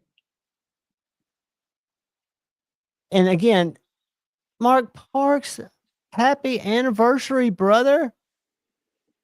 Kyle, you did great, but you're still an ass, says Mark Parks with his member for a year message. That's a fair statement. I take that. Yeah, Scotch, be safe, buddy. Did you win any bingo or blow anybody's doors off with karaoke? I know y'all had a good time. It looked like some serious family bonding time. Yeah, Josh says, thank you, Kyle. He runs into uneven bevels all the time, even on new knives. And what I'm learning more and more that I should have learned years ago if I'd have paid attention was the things that I would not spend any more time trying to perfect, but I just wasn't aware of how, you know, that you want your bevels even. You want your grip patterns running the same. I used to sharpen on my work sharp vertically. So I would not be going up and down the blade linearly. Right. I would be kind of and then going up and down and counting my, you know, I'd go 5 on each side or 10 on each side. And it was just, I'm learning. It is a great little setup. I would say, Javon, let's write this down for next week. All right, hold on. Because we don't have enough time to get into it now because we only got 15 minutes before Maddie, or 20 minutes before Maddie goes live. Yep, hold on. Got my notes. Let's talk about how to fix uneven bevels, especially as far as from side to side from factory. Or if you buy a knife secondhand and it's jacked up, how you can fix it versus just having to live with. Or having to send it to you? I mean, I'm willing to help you, but again, if people can do it themselves, I'm all for it too. So I think that's great, dude. I think that's great. What's up, Angelo? And everybody that I've missed while I've been Joe, your knife show that. My can opener. Lancelot. Show it too. That's funny. Somehow I don't believe Master Joda. I bet Master Joda, looking at his strops, is a pretty dang good sharpener. And I bet he's a hand sharpener. Well, when you're sharpening 1095, you can just blow on it. It'll sharpen. Oh, dude, I love it. Zach, anytime, buddy. Most of my enjoyment, or a good part of my enjoyment, is your sarcasm in the chat. Because so many people don't know it's sarcasm. Well, and occasionally I want a horizontal camera for Kyle also. Kyle, I'll talk to you about that because all he means is you got your portrait lock on. And no, I don't. I've actually got it flipped. I tried turning it earlier and the portrait lock is off. And it still will not let me go horizontal. And yours is an Android, right? No, I've got an iPhone. Okay, we're gonna have one of our, at your convenience, and I know you're busier than me, but we'll have a little private live stream like we do. Okay. And I'll show you how literally what I do is you've got a clamp that you put your phone in, right? So the way I have to do it, and I could not figure this out for a while, so I understand the struggle, but I would have to hold my iPhone horizontally when I open the StreamYard link, and I'd have to make sure that my phone was displaying it horizontally, not portrait. So then when I put it in my clamp, I had to make sure I didn't inadvertently flip it to portrait there. So when you've got it on that lobby screen, as long as it's horizontal and you set it in horizontal, it'll allow your screen to display horizontal. But what happens is, in my experience, it would flip back because I would be turning it when I was putting it in my clamp, not paying attention to it. And I would think that once I got into StreamYard, that I could then turn it landscape and it would change it, but it locks it in once you go from the lobby in. Okay. Lancelot Leather gives everybody a group hello because his thumbs are tired. That man has been making leather beautiful all day, I'm sure. Illuminati, what's up, brother?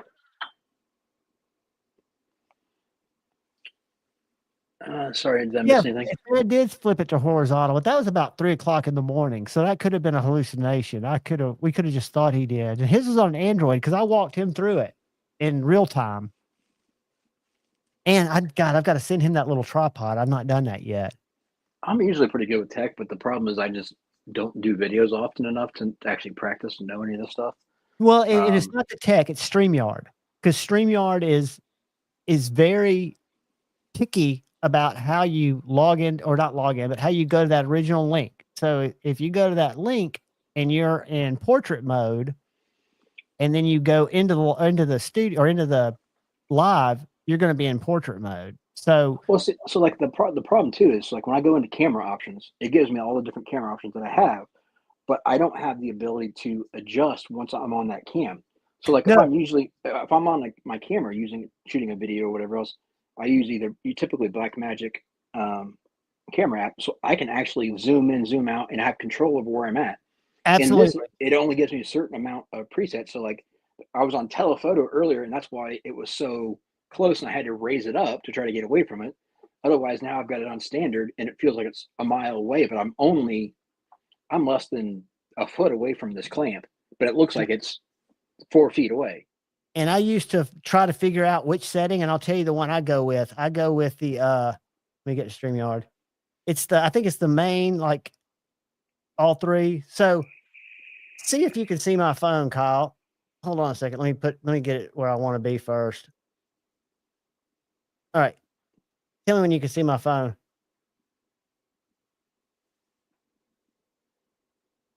Can you see it? Yeah. All right. So it's portrait now. So if I turn this before I ever go into the lobby, Right. see how it just flipped?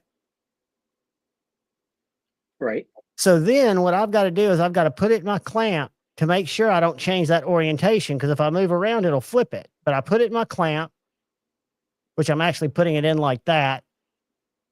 And then all I do is scroll down. I'm still horizontal. I go add, and it's getting ready to come in. And as long as I hold it horizontal, whoops, it puts me in horizontal. And if I flip it, it will flip. Mine will. But I can show you how portrait lock can be disabled. Well, I know portrait lock, and I've got it unlocked on my phone because I will view media a lot of times horizontally. So I've got it unlocked so that way when I put my phone, it'll switch automatically. And I had that on when I was trying to set up today, and the last couple times I had my camera horizontal. I put the mount face down so that way I can just turn the camera, and it still wants to flip it to vertical every time. I mean, it's definitely not a you can It still sucks. see everything you're doing. No, it doesn't suck. It's just The quality is not the greatest for what I would like you guys to be able to see, but no, we can work through that really quickly. And I know that if you got an iPhone, that I can make sure it happens. and it's not. I mean, it's not like the camera sucks. It's a brand. It's the 16 Pro Max, so it's the newest thing. Look what Kyle or Master Joda is suggesting. What? Once you're done, pull down from the top right on your screen. Look for the like icon in the middle. Yeah, I've got that unlocked. Okay, so if you got it unlocked, then your trick is and I found this the hard way. I was surprised that when I just switched it, that must be a StreamYard update. But so the trick is getting it totally horizontal before you stick it in your clamp. Okay. And then when you go down again to go into StreamYard, make sure you're still horizontal, and it'll put you up horizontal. Or we can go vertical next week if it doesn't work. That's why we'll try it out. And if not, going vertical, we'll try that out. Has audio been better tonight? Yes. You haven't made one. There's been no ghosting or creepy call in the background. Okay. Because I was about ready to buy a mic, but I was going to see if tonight was any better. So Josh says, turn off auto rotate. Do you have auto rotate on? that's the orientation like we were just talking about. Well, no, auto rotate's something different. I think. Maybe not. On iPhone, that's the orientation lock is when you go from side to side. Well, guys, it's Satisfaction time. They're live. Are they really? I think so. Well, no, hold on. I'm wrong. They don't go live for 14 more minutes. We're good. For some reason, I thought it was 11. It's 11:15. Yeah, I always have to go off the hour, except for my Saturday live. My little short. That's my goal this year. I'm going to teach you how to read a clock in time zones. I've gotten better at that, except what I learned New Year's Eve was from the West Coast to Hawaii, there's actually 2 time zones. And then it's tomorrow. Hawaii was the last New Year's I could find before it was the second. Yeah, because I think it's Guam is the international timeline, right? See, and I'm terrible at world geography. So I know where China, Russia, South America, I know where the big continents are, but little shit like date lines and stuff. I know where the equator is. I know where the North and South Pole are. The international date line would be, I think it's Guam, which is it's south of Hawaii, but between there and China. Right. Because, and I say Hawaii was the last on Google Earth, was the last landmass that was showing still the 31st when I was scrolling. Right. Yeah, Josh, the Android's actually, in a lot of cases, I think it's got better stuff in terms of what would I say? How's this? Customization. It's not my jam. I'm an iPhone guy. Always, How's this, always. Javon? It's Josh what? Worth, I think, is, if I'm not mistaken, 16 hours ahead of us, or ahead of me, so 17 ahead of you. So he would be in, I'll tell you, Europe somewhere? No, Australia. Australia. Yeah, because the east part of Europe is 5 to 6 hours, depending upon the time of year, ahead of us on the East Coast. Demonoc, it's okay, but he's trying. They're not continents. I know. What are they? What is that continent? Hold on. We got North America. What would you call that continent? I've gone blank. Asia, my bad. Hey, do y'all know Chaucer's Canterbury Tales preamble in Old English, bitches? No, because it sucked. It does suck. And what's worse is I can't get it out of my head, and I know it's taking up hard disk space.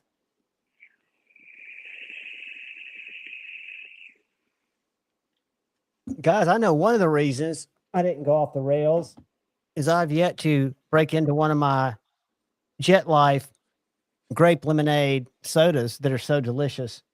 Well, that's probably a good thing. I would say magically delicious. No, they just kind of they slow my roll. They're Josh Worth, what time is it there right now?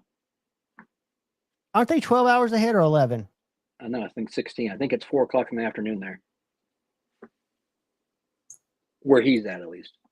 You're like a mega mind, dude. I'm a geography person. And if you drop a pack of matches, do you instantly know how many hit the ground? 413. Yeah, I figured. No, I mean, I when it comes to math, I'm pretty up there. But as far as like geography, I know geography as well too. My mom and I were talking about this totally different subject, but it involves math and memory and dropping matches. Why is counting cards illegal? It's not. It's frowned upon, and you'll get banned. But you will not get arrested for it though. There's a difference. Well, I didn't mean illegal, but to me, the casino has such a advantage that if you're smart enough to, I can count to 5. I can count to 5 decks, but I can't count 5 to 6 is my max.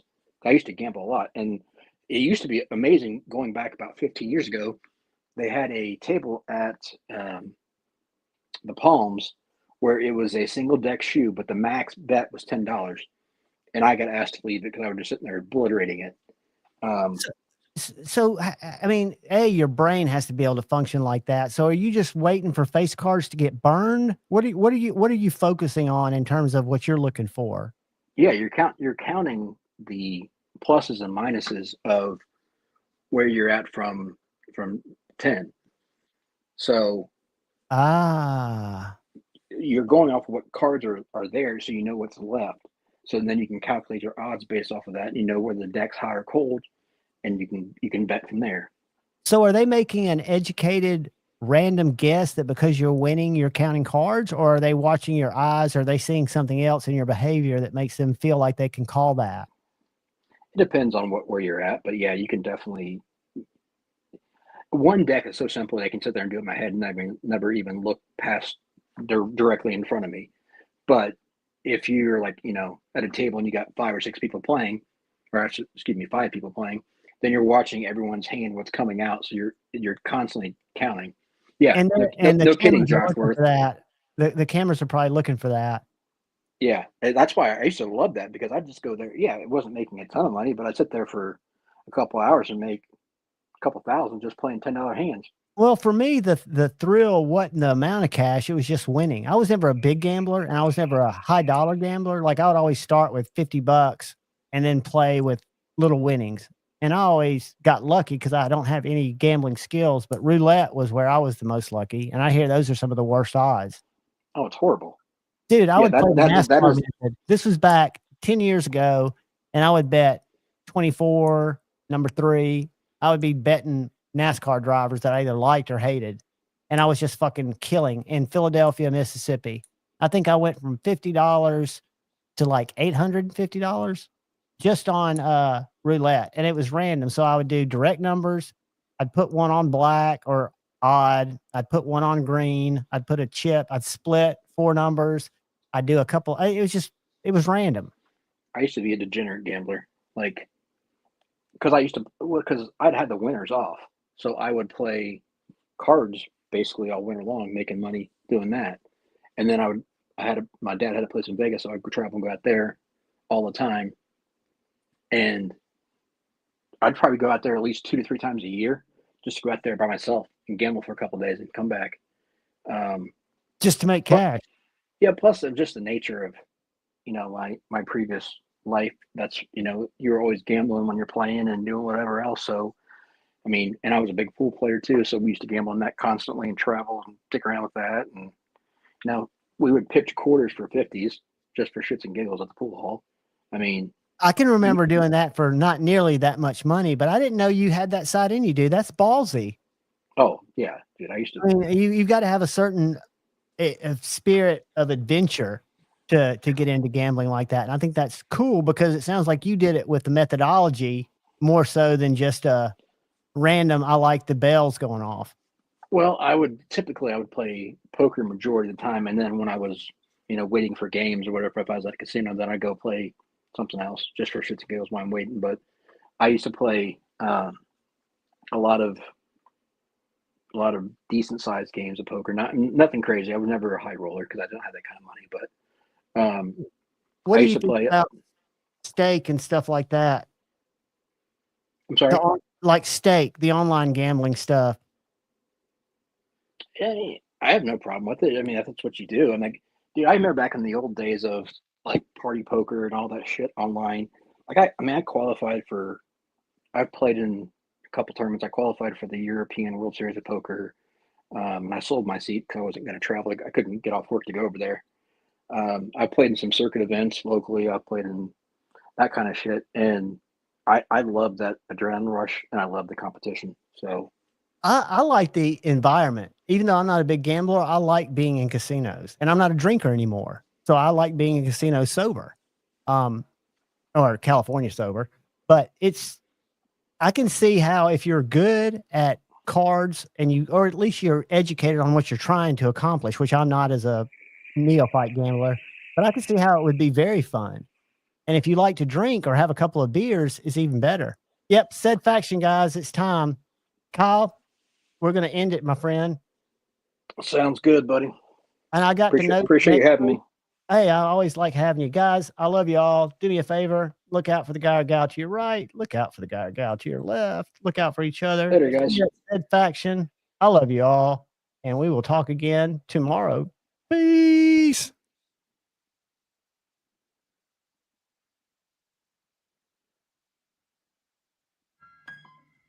Back in my bag, yo. Conscious. ISO. Diamond. Back in my bag and I gotta brag, I do this shit for real. When we was down and we had nothing, we had to share a meal. We put the shit in overdrive with no steering wheel. Shorty throw that thing